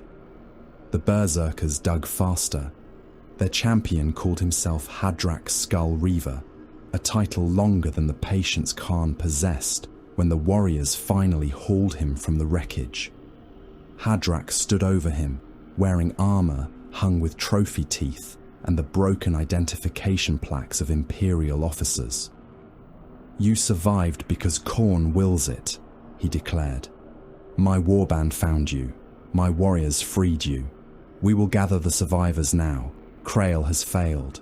The host requires a new spearhead." Khârn remained on one knee, breathing through broken ribs. Hadrach mistook silence for weakness. "You can fight when the flesh mends. Until then, I will carry the killing forward." He looked down at Gorechild where two berserkers had pulled the weapon free from the rubble. "And this will not lie idle." Hadrach put his hand upon Gorechild. Khârn moved. The action was faster than his injuries should have allowed. His right hand caught Hadrach by the wrist. Bone cracked inside the champion's gauntlet. Hadrach roared and reached for his axe. Khârn dragged him downward, drove a knee into his faceplate and tore Gorechild from beneath his hand in the same motion. The chain axe activated. Its first revolution spat dust, blood and fragments of Terminator armor from the teeth. Khârn swung once. Gorechild entered beneath Hadrach's chin and tore upward through helm, jaw and skull. The champion's head came apart in a red spray that coated the warriors behind him. His body remained standing long enough for Khârn to wrench the axe free. No one challenged him. Khârn stood. That was command enough. News reached Krail before Khârn had left the crater. An officer entered the command basilica, stopped several meters from the throne platform and spoke carefully. "The betrayer lives." Krail did not move. "Repeat that." "Khârn has been recovered from Guilliman Gate. Hadrach is dead." A silence deeper than the artillery settled across the basilica. Krail's hand closed around the haft of his chain axe. "Did Khârn kill him?" "Yes." "Where is the betrayer moving?" The officer looked toward the tactical projection. "Here." Krail studied the route, directly toward the basilica. Only then did he understand that the Ultramarines had ceased to be his most immediate threat. "Contain him." The order passed through the Khârn lines with disbelief attached to it. World Eater squads were redirected from Imperial contact. Corrupted predators turned their weapons towards streets controlled by their own warbands. Mortal heavy weapon crews received coordinates and were told that any red-armored warrior crossing them without authentication was to be killed. Some asked whether the orders were Imperial deception. Their overseers executed them for questioning. Krail placed berserkers across the approach to the basilica and sent trusted champions to hold the final plazas. He believed numbers could solve the problem because numbers had solved most of his previous problems. Khârn came through them. The first World Eater blocking the avenue raised his chain axe and called, "By Krail's command, halt!" Khârn did not. The warrior attacked. Gorechild met the chain axe. Teeth screamed against teeth until Khârn twisted his wrists and ripped the weapon from the champion's grasp. His return stroke removed the man's head. The berserker beside him charged before the corpse hit the ground. Khârn fired the plasma pistol into his chest. White light burned a hole through the breastplate, and the warrior folded around the wound. Then everyone fired. Bolter rounds struck pavement, walls, and Khârn's ruined armor. A mortal gun team opened from a barricade ahead. Khârn moved behind the corpse of the World Eater he had just killed, used the armored body as cover for 3 steps, and threw it into the gun pit. He reached the crew before they cleared themselves. Gorechild killed 2. A third disappeared beneath Khârn's boot when he stepped through the emplacement. Cult soldiers began running. Khârn killed some because they were in front of him. He killed World Eaters because they attacked him. He killed one wounded berserker who reached upward and shouted his name. There was no distinction in any of it. The betrayer had never meant treachery in the ordinary mortal sense. There was no oath being reconsidered, no political loyalty being broken. Khârn belonged to the act of slaughter before he belonged to any army. Brotherhood, legion, command, victory, defeat, all became abstractions once blood could be spilled. Khârn cared not from whence it flowed. Khârn had learned that lesson more completely than men who spent entire lifetimes preaching it. The avenue became a battlefield inside the Chaos Army. Berserkers came at him laughing, furious and ecstatic. Some shouted curses at Khârn. Others screamed praise to him while attacking, delighted that death might come from Gorechild itself. Chain axes collided hard enough to throw teeth across the road. Bolt pistols fired at arm's length. Khârn lost another plate from his thigh. A chain axe cut across his damaged left arm and opened flesh almost to the bone. He killed the warrior responsible with Gorechild's haft, smashing the man's faceplate inward until one lens disappeared into the skull beneath. Another World Eater caught him from behind and dragged him down. They rolled through blood and spent cases while nearby warriors hacked at both of them. Khârn broke the attacker's knee with a kick, rose first and drove Gorechild through his chest. A plasma shot from an upper balcony struck the road beside him and turned stone molten. Khârn fired upward. The shooter vanished in a burst of white fire and burning brass. Behind him, berserkers who had chosen to follow began attacking those who had chosen Khârn. The distinction lasted less than a minute. Soon nobody knew which side anyone belonged to. That pleased the nails. Khârn waited inside the basilica with his chosen guard arrayed before the broken imperial altar. He had donned his heaviest warplate and carried a chain axe large enough that a mortal man could not have lifted it. Brass runes covered the weapon's housing. 8 skulls hung from chains at his waist. When the outer doors exploded inward, Khârn raised the axe. Khârn entered alone. Blood ran from his armor in several places. One arm hung lower than the other. Gorechild's teeth still moved. Khârn stepped forward. Khârn of the 8th, betrayer, chosen of the blood god, you stand before Garvik Khârn, lord of the severed throne, master of the red. Khârn kept walking. Khârn's voice became a roar. You will hear me.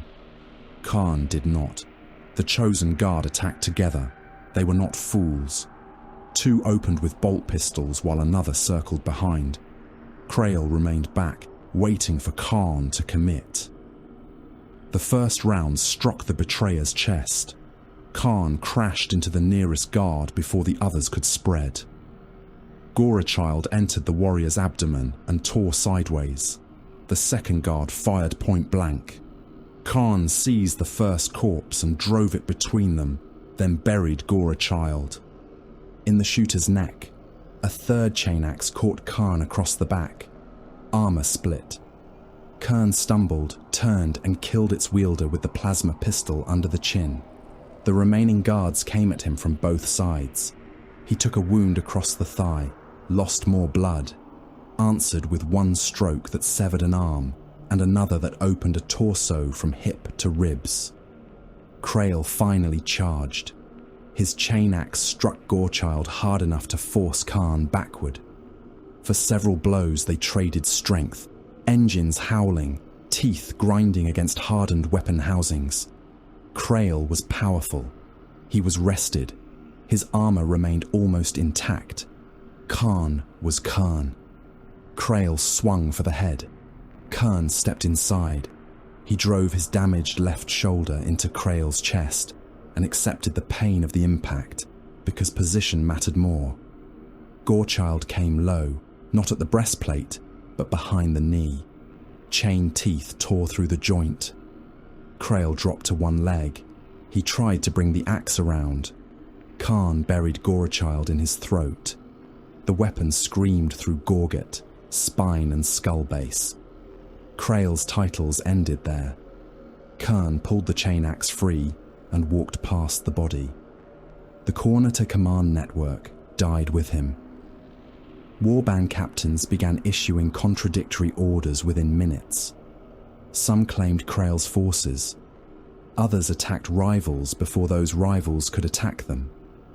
Mortal units received commands to advance, withdraw, and hold the same ground simultaneously. Several armor cohorts fired upon one another after identification codes were changed by competing officers. Berserkers abandoned strategic positions to follow Khârn. Others hunted the followers. The invasion did not stop. It became something worse and less useful. Imperial intelligence noticed almost immediately. Brother Lucan received the confirmation from an intercepted World Eater channel and transferred it to Varinius's tactical display. Krael is dead. Varinius looked at the room. Cause? Khârn. A second report arrived. Khârn confirmed alive. The command chamber became silent. Varinius studied the collapsing enemy dispositions. Chaos was tearing itself apart. Krael's death had accomplished what weeks of Imperial counteroffensives had failed to achieve. The enemy had lost coherent command across half the continent. Then Lucan highlighted a movement pattern. Red contacts were converging again, not toward armor depots, not toward the hive core, toward the last major concentration of Ultramarines remaining upon Cyrodiil. Varinius understood the arithmetic. Signal all Presidium elements.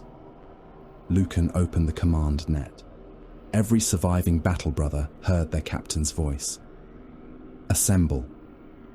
Strike Force Presidium had come to Cyrodiil Secundus with 180 battle brothers.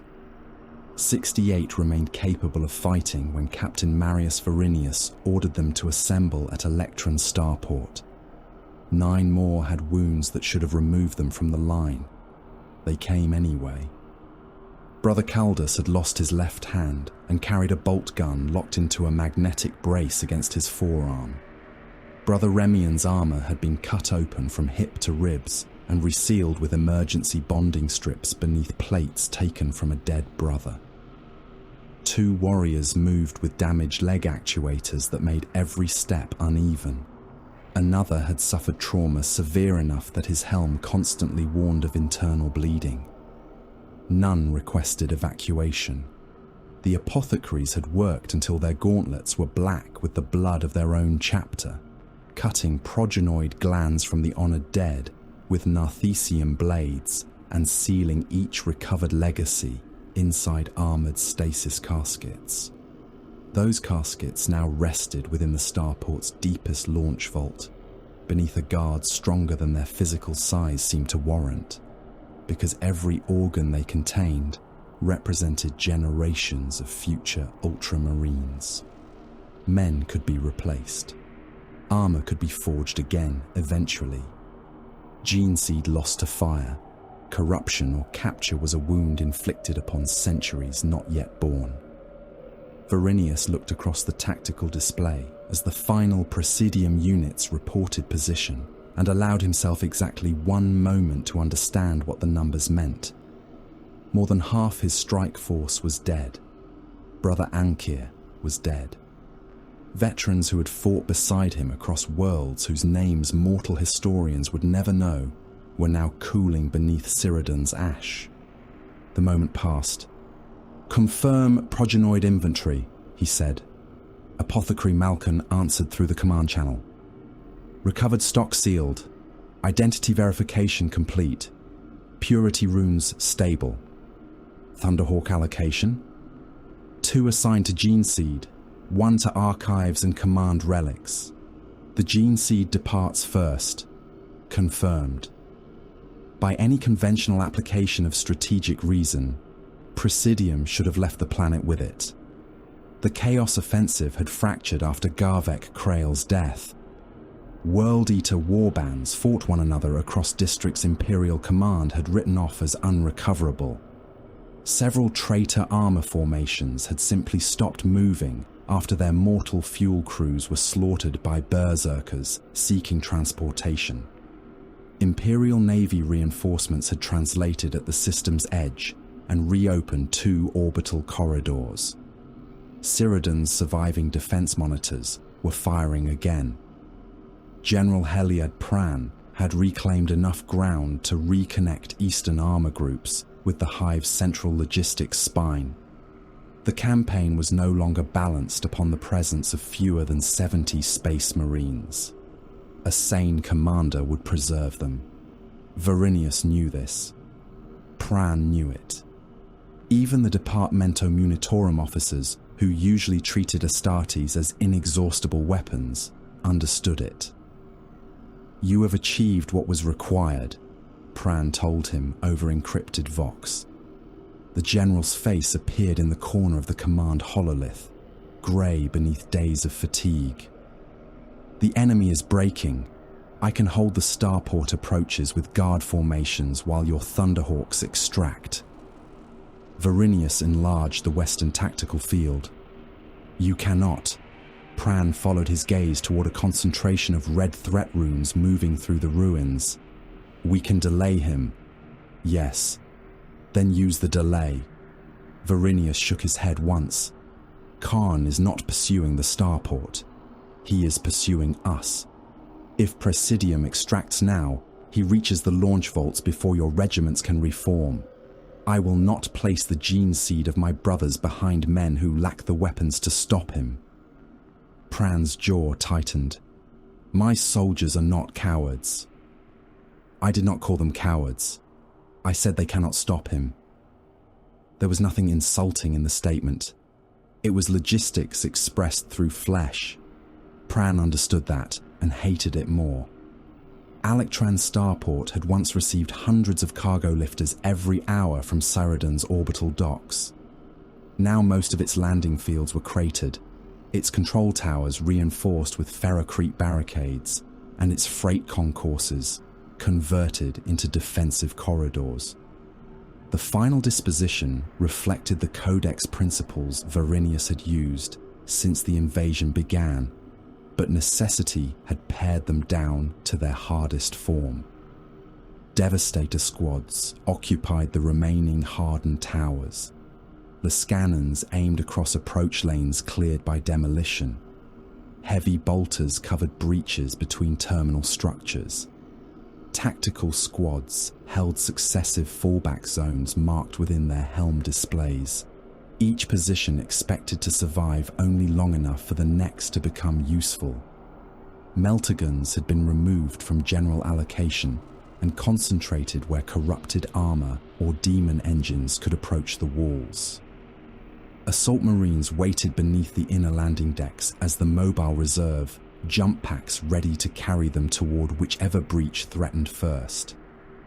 The remaining Terminator veterans guarded the transit cathedral at the starport center, where rail lines, personnel lifts, and armored access passages converged beneath statues of Guilliman and the Emperor. Every warrior knew the sequence.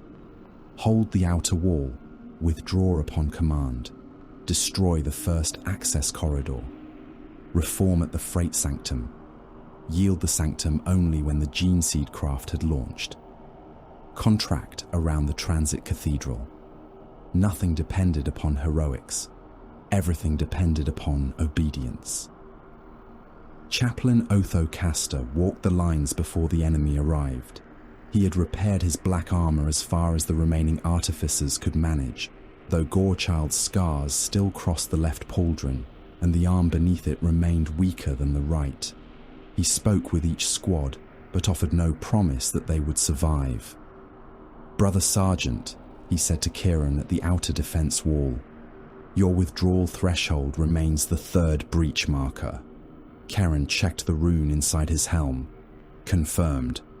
"You will not hold beyond." "It for pride." "No." Castor looked along the parapet where Ultramarines checked magazines, grenades, and weapon seals. "That is enough." Khârn regarded him for a moment.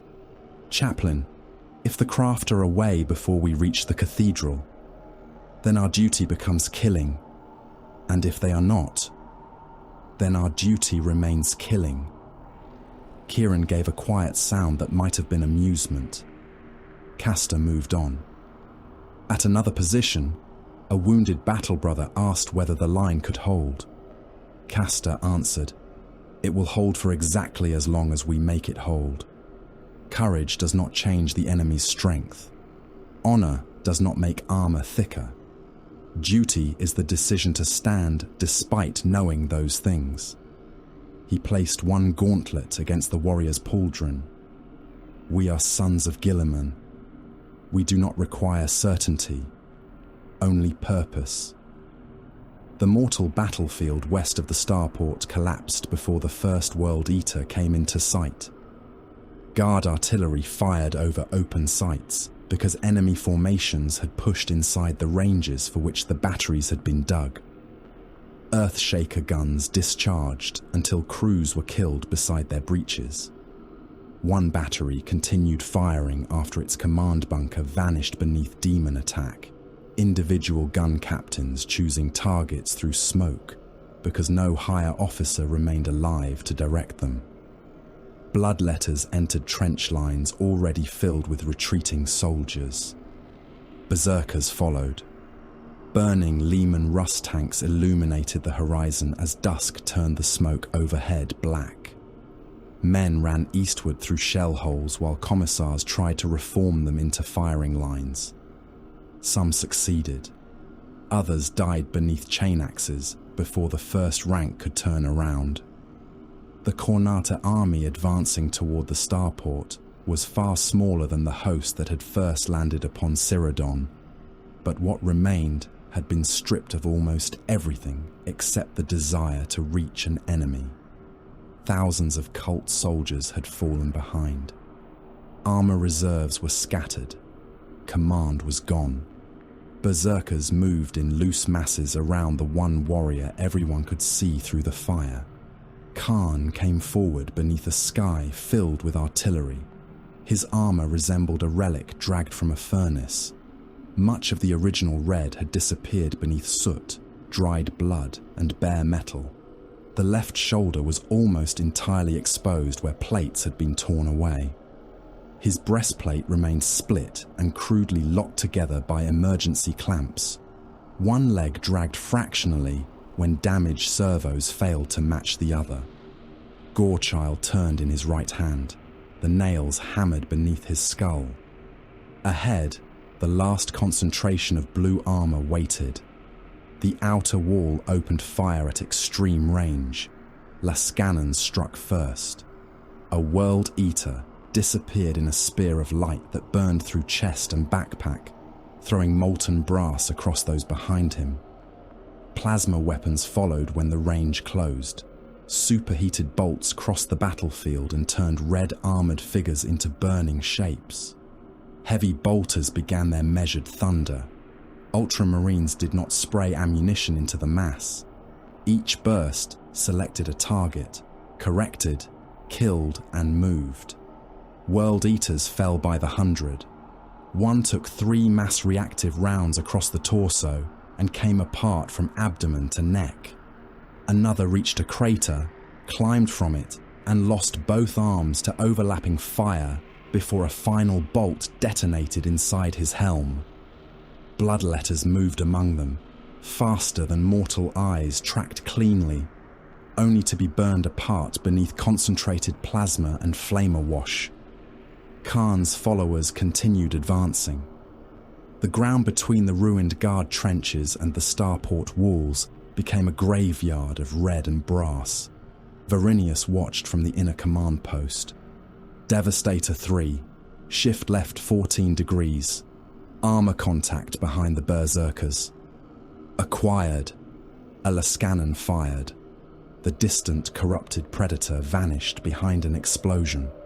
Outer tactical elements conserve crack munitions, infantry only. Acknowledgement runes appeared. Brother Lucan monitored the casualty feed. Enemy numbers falling faster than projections. They are concentrating into our lanes. Khârn remains active. Of course he does. Khârn reached the final approach with fewer than 30 berserkers still near him. A heavy bolter found him. The first rounds walked across the ground. Khârn changed direction. The gunner corrected. Explosive shells struck his armor in. A sequence that drove him sideways. One detonated against his thigh. Another ripped into the broken left shoulder and threw blood behind him. A third penetrated beneath the damaged breastplate. Khârn fell to one knee.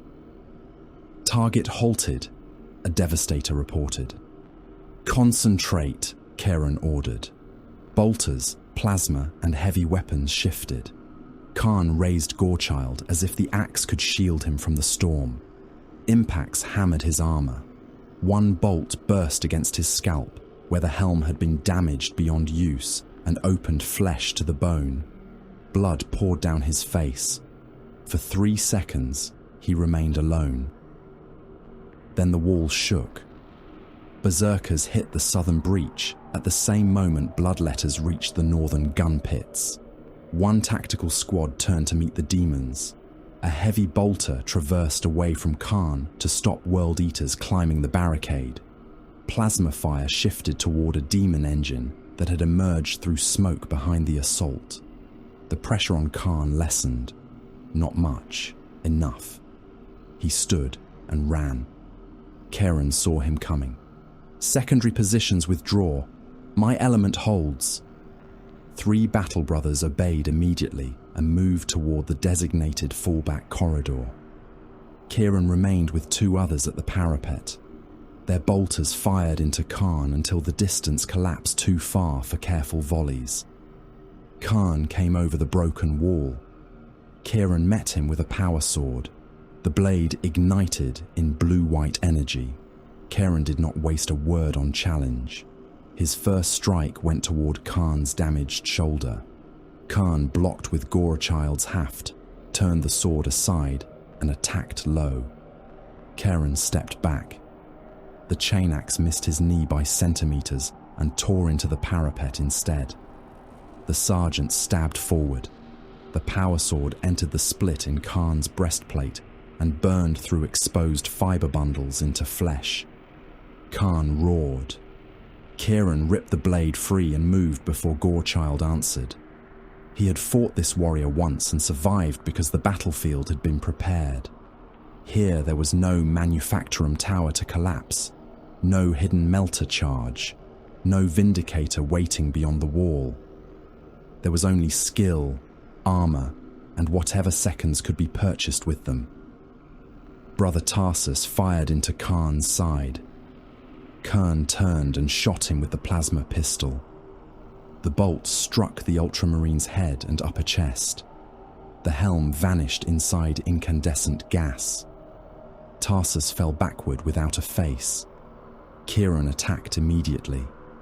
The power sword cut across Khârn's abdomen and left a glowing scar through armor. Khârn answered with Gorechild.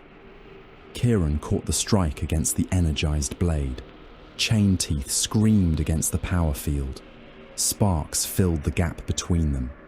Khârn pushed. Khârn yielded half a step rather than let the weapon bind, then drove his knee into Khârn's wounded thigh.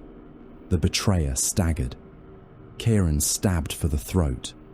Khârn caught his wrist. The strength in that grip was monstrous even through armor. Khârn tried to disengage. Khârn dragged him closer and smashed his forehead into the sergeant's helm. The first impact cracked one lens. Khârn brought the power sword around with his free hand and cut into Khârn's forearm. Gorechild came up. Khârn twisted. The chain axe struck his left pauldron instead of his neck. It went through anyway. Ceramite broke. Chain teeth entered flesh, tore through the shoulder joint and severed the arm. The limb fell with the bolter still mag-locked to its gauntlet. Khârn did not scream. He drove the power sword into Khârn's ribs with his remaining hand. The blade went deep. Khârn froze for a heartbeat. Then he looked at Khârn. Recognition passed across his blood-covered face. Not a name. Not respect as mortals understood it. Memory. The blue warrior beneath falling stone. The one who had denied him. Khârn saw it. "Remember," he said. Khârn tore Gorechild free. The next stroke entered beneath Khârn's arm and ripped across the torso. The chain axe chewed through ribs and both lungs before breaking from the opposite side in a spray of blood, armor fragments, and shredded organs. Khârn remained standing long enough to try to raise his sword again. Khârn struck a second time. The sergeant came apart at the waist. His life rune vanished. Varinius saw it disappear inside his helm. The outer wall was gone. Red contacts flooded the remaining approaches. Several defensive towers had fallen. Silent, Brother Lucan began to speak, but Varinius had already opened the Strike Force command channel. Every surviving Ultramarine heard him. All Presidium elements, contract upon the Transit Cathedral. Execute final withdrawal pattern. No further fallback beyond the inner doors. Acknowledgements came one after another. Thunderhawk status, Varinius demanded. Apothecary Malkin answered. First gene seed craft lifting now. Second loading. Nothing delays them. Understood. Varinius looked once toward the tactical rune marking Khârn at the ruined outer wall. Then he issued the order that ended every remaining extraction plan for the living. No battle brother leaves Cyrodiil. The Vox remained silent. No one objected. Only the gene seed leaves. The Transit Cathedral became the last fortress of Strike Force Presidium because there was nowhere behind it worth defending except the launch vaults, and even those were already emptying into the poisoned sky. Captain Marius Varinius stood beneath the shattered marble likeness of Robot Guilliman and watched the final defensive rings close through the tactical display inside his helm. The cathedral had once been built to sanctify movement through Alectron Starport, a place where billions of workers, pilgrims and soldiers had passed beneath kilometre-high arches carved with victories older than their bloodlines. Now, its processional avenues were barricaded with overturned cargo haulers, ammunition lifters, and the broken shells of armoured vehicles. Devastators occupied firing galleries cut into the upper walls. Tactical squads held the lower transepts in overlapping pairs. The remaining Terminators stood between the cathedral and the Gene Seed launch bay, their armour scarred by Guilliman Gate and the fighting Synths, chain fists powered, storm bolters loaded with the last reserves deemed worthy of them. Beyond the inner blast doors, Thunderhawk engines screamed as apothecaries loaded stasis caskets containing the progenoids of the dead. Varinius counted the surviving life runes. 57. Several belonged to warriors who should have been in medici suspension. None had asked permission to stand. Outer corridor contact, Brother Lucan reported. Khârn. Remaining hostile Astartes' strength estimated at fewer than 40. Varinius looked toward the long launch corridor beyond the western doors. They will not remain 40. The doors opened and the first defensive ring began firing before the enemy was visible to unaugmented sight. The launch corridor extended for kilometers beneath ribbed ferrocrete vaulting, broad enough to accommodate heavy lifters and armored landers. Devastators had turned it into a weapon. Lascannons fired from high galleries, their beams crossing in predetermined lanes so no brother blinded another's auto-senses. Heavy bolters hammered from lower embrasures. Tactical marines fired measured volleys between them. Khârn figures appeared through smoke at the far end and began dying. One World Eater took a Lascannon beam through the abdomen and separated into two burning halves before hitting the floor. Another ran 3 steps after heavy bolter rounds destroyed most of his pelvis, momentum carrying the upper body forward until it collapsed beneath those behind. Berserkers used wrecked cargo machinery for cover, only for demolition charges planted inside the haulers to detonate when their mass surrounded them. Steel, flesh, and red armor filled the corridor. A damaged transport lifter exploded into a wall of fragments that cut through cultists and world eaters alike. Khârn came through the center of it. He was already bleeding before the first ring properly saw him. The wound beneath his breastplate had reopened. Blood ran down the exposed left side of his torso, where armor had been stripped away over the preceding battles. His gait remained uneven from the injuries suffered beneath Guilliman Gate. None of it changed his speed once the guns found him. He moved from wreck to wreck, while rounds chewed the cover apart around him. A Lascanon struck the floor less than a meter behind his right foot and turned ferrocrete molten.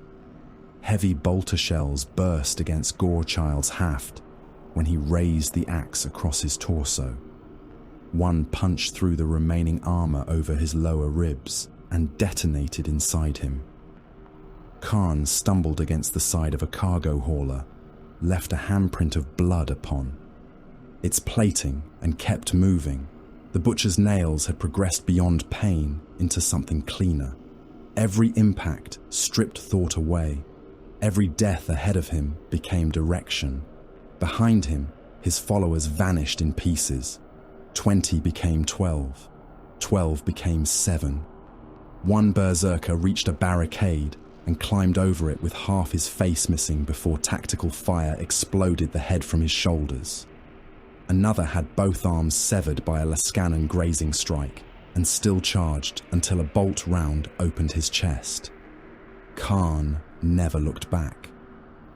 "First ring withdraw," Varinius ordered. The Ultramarines did not wait for the enemy to reach them. Devastators disengaged from firing locks and moved through rear access passages, while tactical squads maintained the corridor. Blast doors began closing in sequence. Khârn crossed the first threshold before it sealed, and Gorechild met the edge of the descending barrier. Chain teeth screamed against adamantium reinforcement. He did not attempt to cut through. He drove the axe into the guide housing, ripped loose the actuator assembly, and threw himself beneath the door while it stalled half-closed. A World Eater followed and was caught beneath several tons of armoured plating. The door crushed him from shoulder to pelvis. Blood sprayed across Khârn's back as he entered the next defensive zone. The second ring did not offer him distance. Brother sergeants had arranged their squads through intersecting galleries and maintenance aisles where line of sight changed every few meters. One fire team engaged while another relocated. Bolt gun volleys struck from the left, ceased, then resumed from an upper walkway after Khârn turned toward the source. Crack grenades rolled beneath his path. The first detonation threw him into an armory bulkhead. Before he stood, 3 Ultramarines moved through a side entrance and fired at his exposed flank.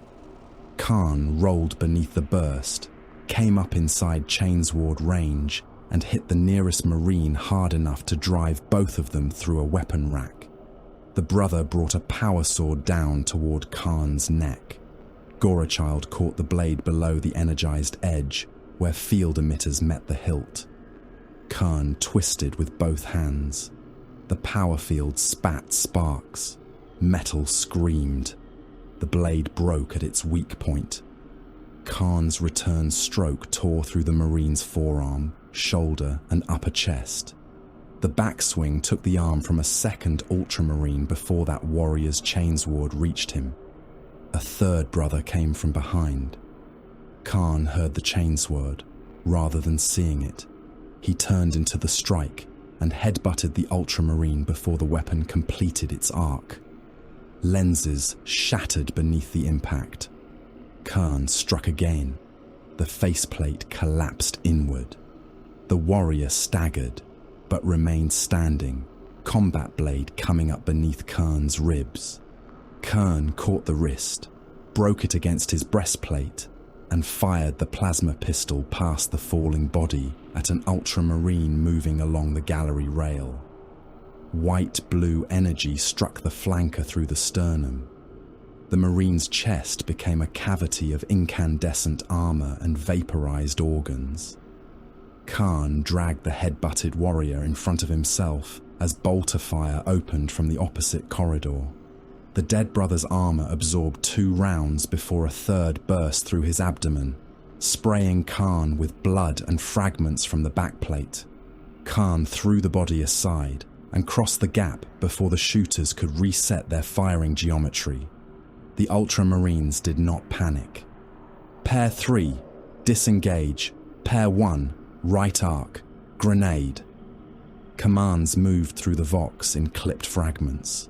Khârn killed 1 Marine, and another immediately used the corpse as a boundary for his own firing lane. A crack grenade detonated beneath Khârn's left foot and broke more armor from his shin. He came through the blast on 1 knee, caught a chainsword against Gorechild, smashed its teeth free, and drove the axe haft into its wielder's throat. Another Marine stabbed a combat blade into the torn flesh beneath Khârn's shoulder. Khârn seized him by the gorget, pivoted and hurled him bodily into the fire team behind. The formation lost less than a second. For ordinary warriors, that would have meant nothing. For Khârn, it was enough. Gorechild descended.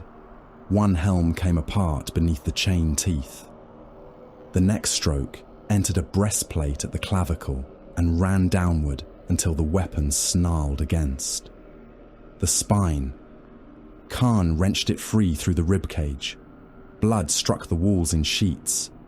Brother Lucan watched the inner tactical network collapse by meters.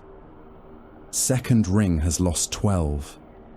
Varinius moved his remaining squads inward. They bought 3 minutes. Khârn has lost almost all accompanying berserkers. Then they bought more than 3 minutes. Another life rune vanished. Varinius did not ask whose. Names were becoming a luxury the battle could no longer support. Khârn entered the armory halls with 4 World Eaters still alive behind him. They died before reaching the 3rd ring. The Terminators waited beneath statues of dead chapter masters. Their storm bolters aimed down a corridor narrowed by reinforced armor shutters. They fired together. The sound became a continuous metallic detonation. Khârn disappeared behind impacts. Red plate tore from his chest and legs. 1 round struck the already opened wound in his side and burst inside, throwing blood across the floor. He fell against the wall. The Terminators advanced rather than allowing him recovery. "Close," Veteran Sergeant Hellion ordered. Power fists activated. Khârn rose into them. He evaded the first strike by moving toward it, passing beneath the descending gauntlet before its mass could crush him. Gorechild struck the veteran's elbow joint. The chain teeth bit into adamantium, failed to penetrate fully, and bounced away. A second Terminator hit Khârn across the back with a power fist. The blow drove him to the floor and split what remained of his backpack housing. He rolled before the next fist descended and crushed the stone where his head had been. Gorechild came up, teeth ripping into the back of a knee assembly. The Terminator staggered but did not fall. Another veteran seized the axe haft with an armoured gauntlet and forced it against the wall. For 1 instant, Gorechild was trapped.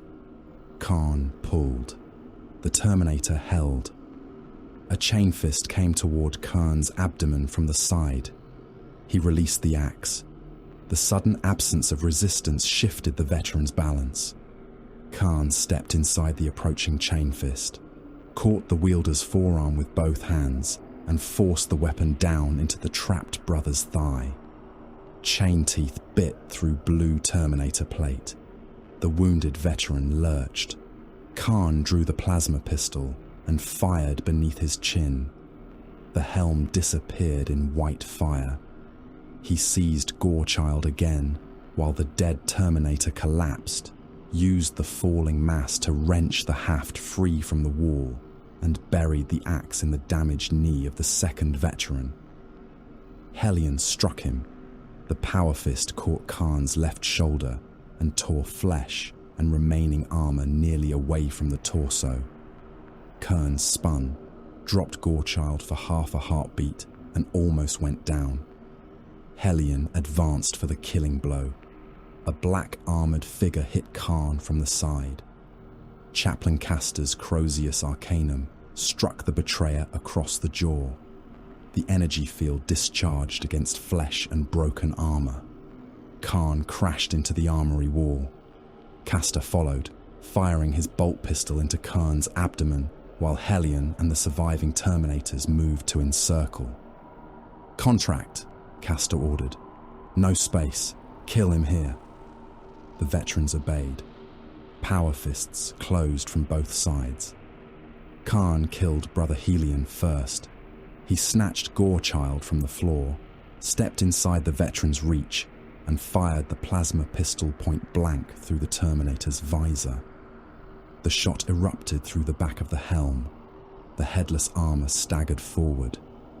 Khârn shoved the corpse into the nearest power fist, forcing the blow to strike dead Ceramite. The ring opened. Khârn went through it. Then he turned upon Castor. Their weapons met beneath the burning shrine lamps. Crozius and Chainaxe collided hard enough to spray fragments from the cathedral floor. Castor fought with his wounded arm close to the torso, using the Crozius one-handed when necessity demanded. Bolt pistol firing between strikes. A round entered Khârn's thigh. Another exploded against his chest. Khârn answered with Gorechild, the axe passing so close to Castor's throat that chain teeth tore the parchment seals from his gorget. Castor stepped back, moved left, and said over the Strike Force channel, "Terminator pair, eastern angle, do not pursue me. Hold the inner door." Khârn attacked again. Castor blocked. The Crozius haft shuddered beneath. The impact. Khârn struck a second time. The chaplain yielded ground deliberately, pulling the betrayer away from the Terminators. A third blow broke the weapon's outer casing. Castor drove the damaged Crozius into Khârn's face. Khârn caught his arm. Gorechild came down. The chainaxe entered Castor's left shoulder where the armor had already been damaged in their earlier duel. Ceramite shattered. The teeth ripped through muscle and humerus. The arm fell with the Crozius still clenched in its gauntlet. Castor staggered. He did not scream. "Inner pair," he said over Vox, blood thickening his voice. "Withdraw 10 meters. Cover the launch corridor." Khârn hit him again. Gorechild tore through the chaplain's breastplate. Black armor opened. Blood and fragments of rib struck Khârn's torso. Castor remained upright long enough to fire his bolt pistol into Khârn's chest one final time. Khârn drove the axe through his neck. The head came free with the helm. Khârn caught it before it struck the floor. Bolter fire hammered him immediately. The surviving Ultramarines did not allow him even a second to raise the trophy. Rounds struck his back and leg. Khârn dropped Castor's skull, seized it again by the broken gorget and moved behind a pillar as stone exploded around him. Varinius saw the chaplain's rune die. Then, Apothecary Malcon's voice entered the command channel. "Presidium actual. Second gene seed craft airborne. Clear of the starport. All progenoid caskets away." Varinius closed his eyes for a single heartbeat. The dead had escaped. The living no longer needed to. "Seal the cathedral," he ordered. "Vent reserve promethium into the western galleries." Brother Lucan looked at him. "That will deny our own retreat." "There is no retreat." Valves opened throughout the inner transit complex. Promethium poured from emergency fuel lines into corridors already covered with blood. Igniters fired. The cathedral became an inferno.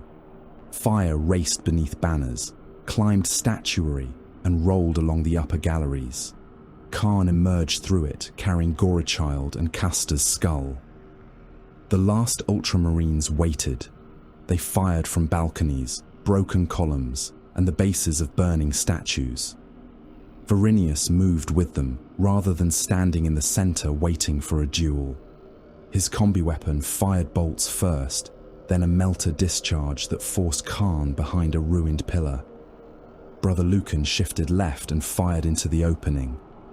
Another Marine attacked from the right with a plasma gun. Khârn crossed the distance through fire and killed him with Gorechild, but the movement exposed his back to Varinius.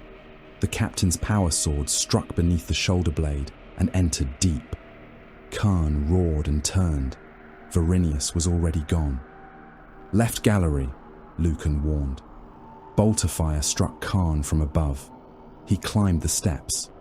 Gorechild killed Brother Lucan beneath the statue of Guilliman.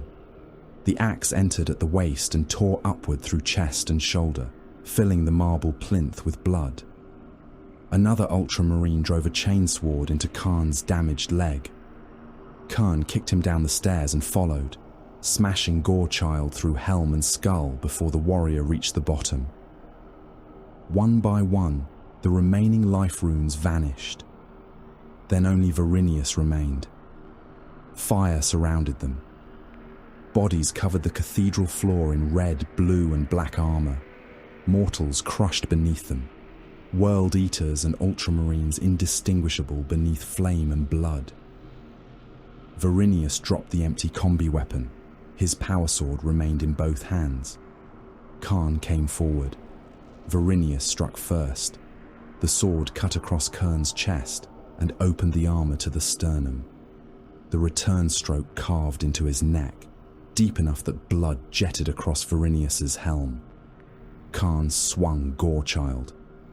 Varinius ducked, stepped inside, and drove the power sword through Khârn's abdomen. The blade emerged from his back. For one moment, neither moved. Varinius tore the sword free and raised it toward Khârn's exposed throat. Gorechild caught the blade. Chain teeth struck the power field. The sword screamed beneath competing energies. Khârn twisted. The blade tore sideways from Varinius's grip. Gorechild came back. The first stroke opened the captain from hip to ribs. Ceramite burst outward. Organs spilled through the wound in ropes of steaming blood. Varinius dropped to one knee, but reached for the fallen sword. Khârn struck again. The axe entered beneath the gorget and tore through the upper torso. Bone, armor, and flesh erupted across the burning floor. Captain Marius Varinius fell beside the dead he had commanded. Inside the shattered tactical network, the final blue rune disappeared. Across Cyrodion Secundus, there were no Ultramarines left alive. Strike Force Presidium was gone. Khârn stood where Captain Marius Varinius had fallen, while the Transit Cathedral burned around him, and nothing in the ruin resembled victory. The banners of Macraga were blackening upon their chains. Marble saints cracked beneath the heat. Ammunition cooked inside discarded magazines and burst without rhythm among heaps of the dead, sending fragments of ceramite and pieces of butchered flesh across a floor already flooded with blood. Ultramarines lay among World Eaters. Cobalt and crimson armor mingled beneath burning promethium until heraldry ceased to matter. Chaplain Caster's severed head rested where Khârn had dropped it beneath the continuing fire of his brothers. Brother Lucan lay beneath the broken statue of Guilliman. Varinius was little more than ruined blue plate surrounding what remained of a warrior who had refused to yield even after every reason for resistance had been spent. Strike Force Presidium had ceased to exist. Beyond the walls, however, the war had not bent toward chaos. Krail was dead. His command structure had died with him. War bands were murdering one another across Electron. Imperial warships had forced open the high orbitals. The World Eaters had won what they understood best and lost everything another commander might have called the purpose of the campaign. Khârn did not know that he had lost. He would not have cared if someone had explained it. Worlds were abstractions. Territory was geometry imposed upon dirt. Supply routes existed so that weapons reached hands, and manufactoria existed so those weapons could be made. Thrones, banners, commanders, fortresses, and claims of ownership lasted only until fire reached them. Blood was real. The skulls at his feet were real. The pain inside his body was real. The butcher's nails pulsed through his damaged nerves with a rhythm harsher than his heart's, punishing stillness, punishing thought, punishing anything that was not movement toward violence. Khârn looked across the cathedral and felt no satisfaction at having annihilated the sons of Guilliman. Satisfaction belonged to lesser appetites. He had killed them. They were dead. Therefore, they no longer mattered. Somewhere beyond the burning walls, artillery continued to fire. Somewhere engines were moving. Somewhere men remained alive. The next battle already existed. The gene-seed Thunderhawk crossed the cloud layer beneath escorting fighters, while Cyrodion burned beneath it. Apothecary Malkon sat beside the sealed progenoid vaults, with one arm locked around the restraint bar as the gunship shook under evasive maneuvers. The stasis caskets were secured inside shock frames, purity seals fixed beneath reinforced clasps, each marked with the identification of a dead battle brother whose body might already have been consumed by fire. The Thunderhawk carried no living remnant of Strike Force Presidium except the apothecary and flight crew, and none of them spoke while the machine climbed. The last combat telemetry had transferred automatically from the Starport Command network before the signal died. Malkon watched the archive rune change from incomplete to sealed. Captain Verinius, Chaplain Castor, Veteran Sergeant Khârn, Brother Lucan, Brother Ansier. Names continued beyond the display's visible limit. Dead, dead, dead, dead, dead. The data was not a memorial. It was evidence. General Heliad Pran received it while ordering the destruction of a bridge 300 kilometers west of Electron. He stood inside an armored command carrier whose roof shook under nearby artillery, one hand holding the counterattack gathered momentum because Chaos no longer possessed enough command to stop it. Armored columns retook the Tyran highway beneath rolling bombardment, Lehman Russ companies advancing through wreckage left by earlier formations and crushing bodies beneath their tracks because the road could not be cleared fast enough. Guard infantry entered districts abandoned by competing World Eater warbands and fought room by room against cultists who had never received the order to retreat. Flamers turned manufactorum galleries into furnaces. Meltaguns opened corrupted tanks at road junctions. Heavy bolters fired through shrine walls when defenders refused to emerge. The Imperial Navy hunted damaged traitor transports attempting to reach safe translation distance. Lance beams cut one transport in half above Cyrodian's northern hemisphere, leaving both sections burning as gravity drew them toward the atmosphere. Another Chaos cruiser turned to flee and found its engines bracketed by macro cannon fire until its stern disappeared inside successive explosions. None of this made Cyrodian peaceful. Imperial victory arrived exactly as Imperial defeat had, beneath artillery, screaming, starvation, mass graves, and orders that treated thousands of men as ammunition. Khârn found a way out of the cathedral by following smoke moving against the heat. The western doors had fused shut. The eastern gallery had collapsed. He descended through a maintenance nave where corpses lay waist-deep beneath broken devotional machinery and reached an emergency freight ramp open to the night. His armor protested every step. The left leg actuator lagged badly enough that he compensated with the hip. His backpack no longer regulated temperature correctly. Warning sigils crawled across the remaining half of his damaged helm display, several corrupted into meaningless light. He tore the helmet free and dropped it. Blood cooled against the scarred side of his face. Gorechild's casing had been struck repeatedly. Several chain teeth were chipped. Others were clogged with pieces of ceramite, fragments of bone and blackening meat packed into the housing. Khârn thumbed the activation stud. The chain rotated unevenly, shrieked, caught, and stopped. He stared at it. Then he struck the axe head against the edge of the freight ramp. A tooth fragment snapped free. He revved the motor again. Gorechild coughed wet matter across the floor and began turning. His plasma pistol displayed barely enough charge for several shots. Khârn holstered it. The world outside smelled of burning promethium and wet ash. Surviving berserkers found him before Imperial troops did. They came from ruined streets and shattered defense lines in groups of 3, 5, a dozen, red armor battered into shades of black and brown beneath dried blood. Some had followed Khârn against Krail. Others had fought for Krail until the command network collapsed. One warrior carried the severed head of the champion he had obeyed that morning. Another had replaced a missing gauntlet with exposed augmetic claws after losing the hands somewhere in the hive. None asked what had happened inside the cathedral.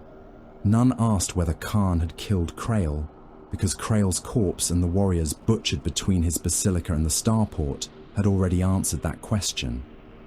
No one demanded justification for World Eater blood spilled by World Eater hands. To ask would have required believing that Brotherhood possessed authority greater than violence. The 12th Legion had buried that illusion long ago. A berserker fell into step behind Khârn, then another. Soon, dozens followed. No command was given. The strongest killer was still moving, and there was war in the direction he walked. A Vox transmission reached them through a surviving warband relay as they crossed the remains of the outer starport wall. The voice belonged to a World Eater shipmaster aboard the Carrion of New Syria, one of the few Chaos vessels still holding a corridor through the Imperial blockade. Static cut through every sentence. Khârn.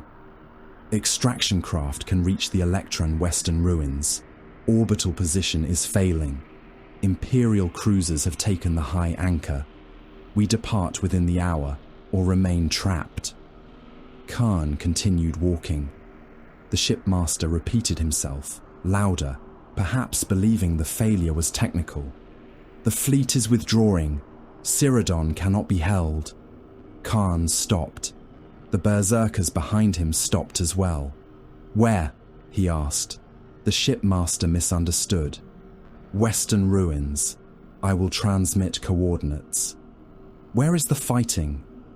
Silence answered for several heartbeats. Then the shipmaster said, An Imperial armored army is pushing east from the Callister trench belts. Several million infantry with it. Super heavy armor, artillery. Khârn turned west. The transmission continued. The extraction point is north. Khârn severed the channel.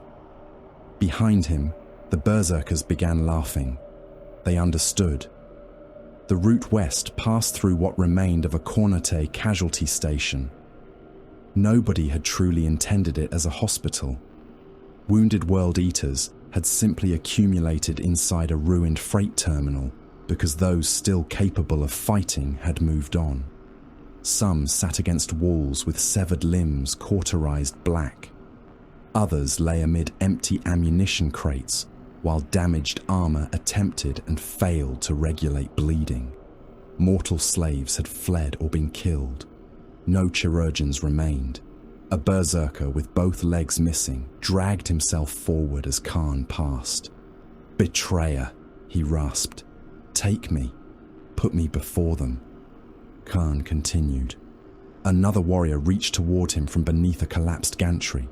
His breastplate had been torn away, exposing organs held inside by coagulated blood and armor seals. "Brother!" Khârn did not look at him. The first wounded warrior seized Khârn's ankle. "Do not leave me here." Khârn stopped. The warrior looked upward. For an instant, something like hope entered his ruined face.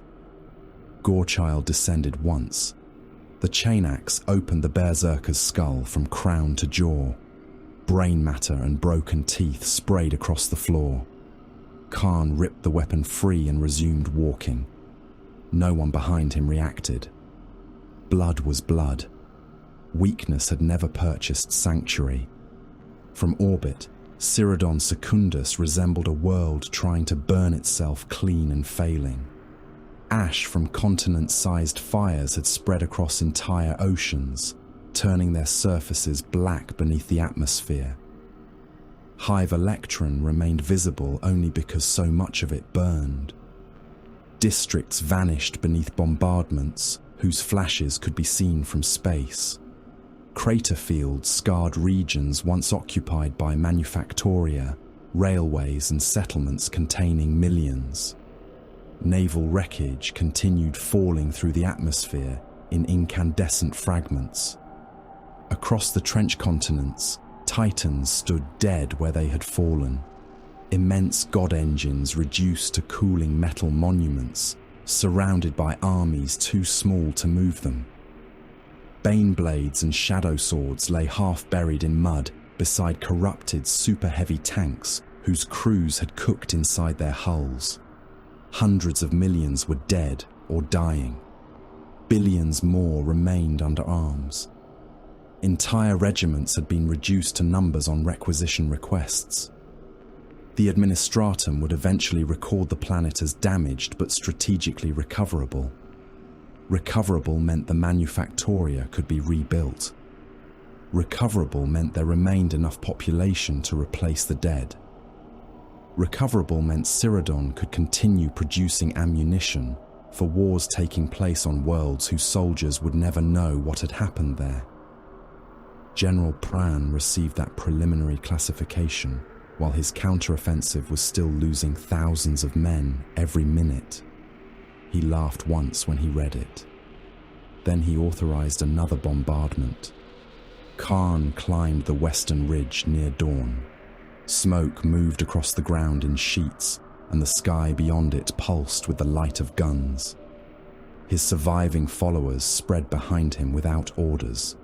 Some limped. Some carried weapons taken from the dead after their own had broken. One berserker had no helmet, and half his scalp had been burned away. Another carried 2 chain axes, one in each hand, both already running. The ridge gave them a view across the next battlefield. The Imperial army filled the horizon. Armored columns moved through the crater belts in disciplined wedges. Lehman Russ tanks advanced behind reconnaissance screens. Baneblades crawled among them like fortresses of steel. Infantry marched in numbers that transformed roads into dark rivers, millions of men emerging through smoke beneath regimental standards already torn by the campaign. Basilisk batteries occupied the distant heights. Their barrels rose. Somewhere inside that ocean of humanity, officers saw the red-armored figures upon the ridge. Orders moved. Thousands of guns changed elevation. Khârn looked down at Gorechild. He activated the chain axe. The motor struggled. Then the teeth began to move. Slowly. Faster. The sound rose until it became the familiar mechanical howl. Behind him, the surviving World Eaters roared. The first Imperial guns fired.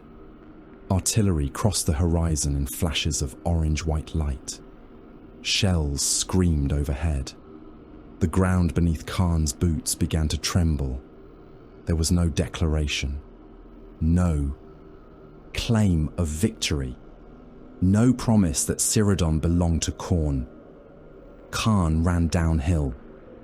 The berserkers followed him into the storm.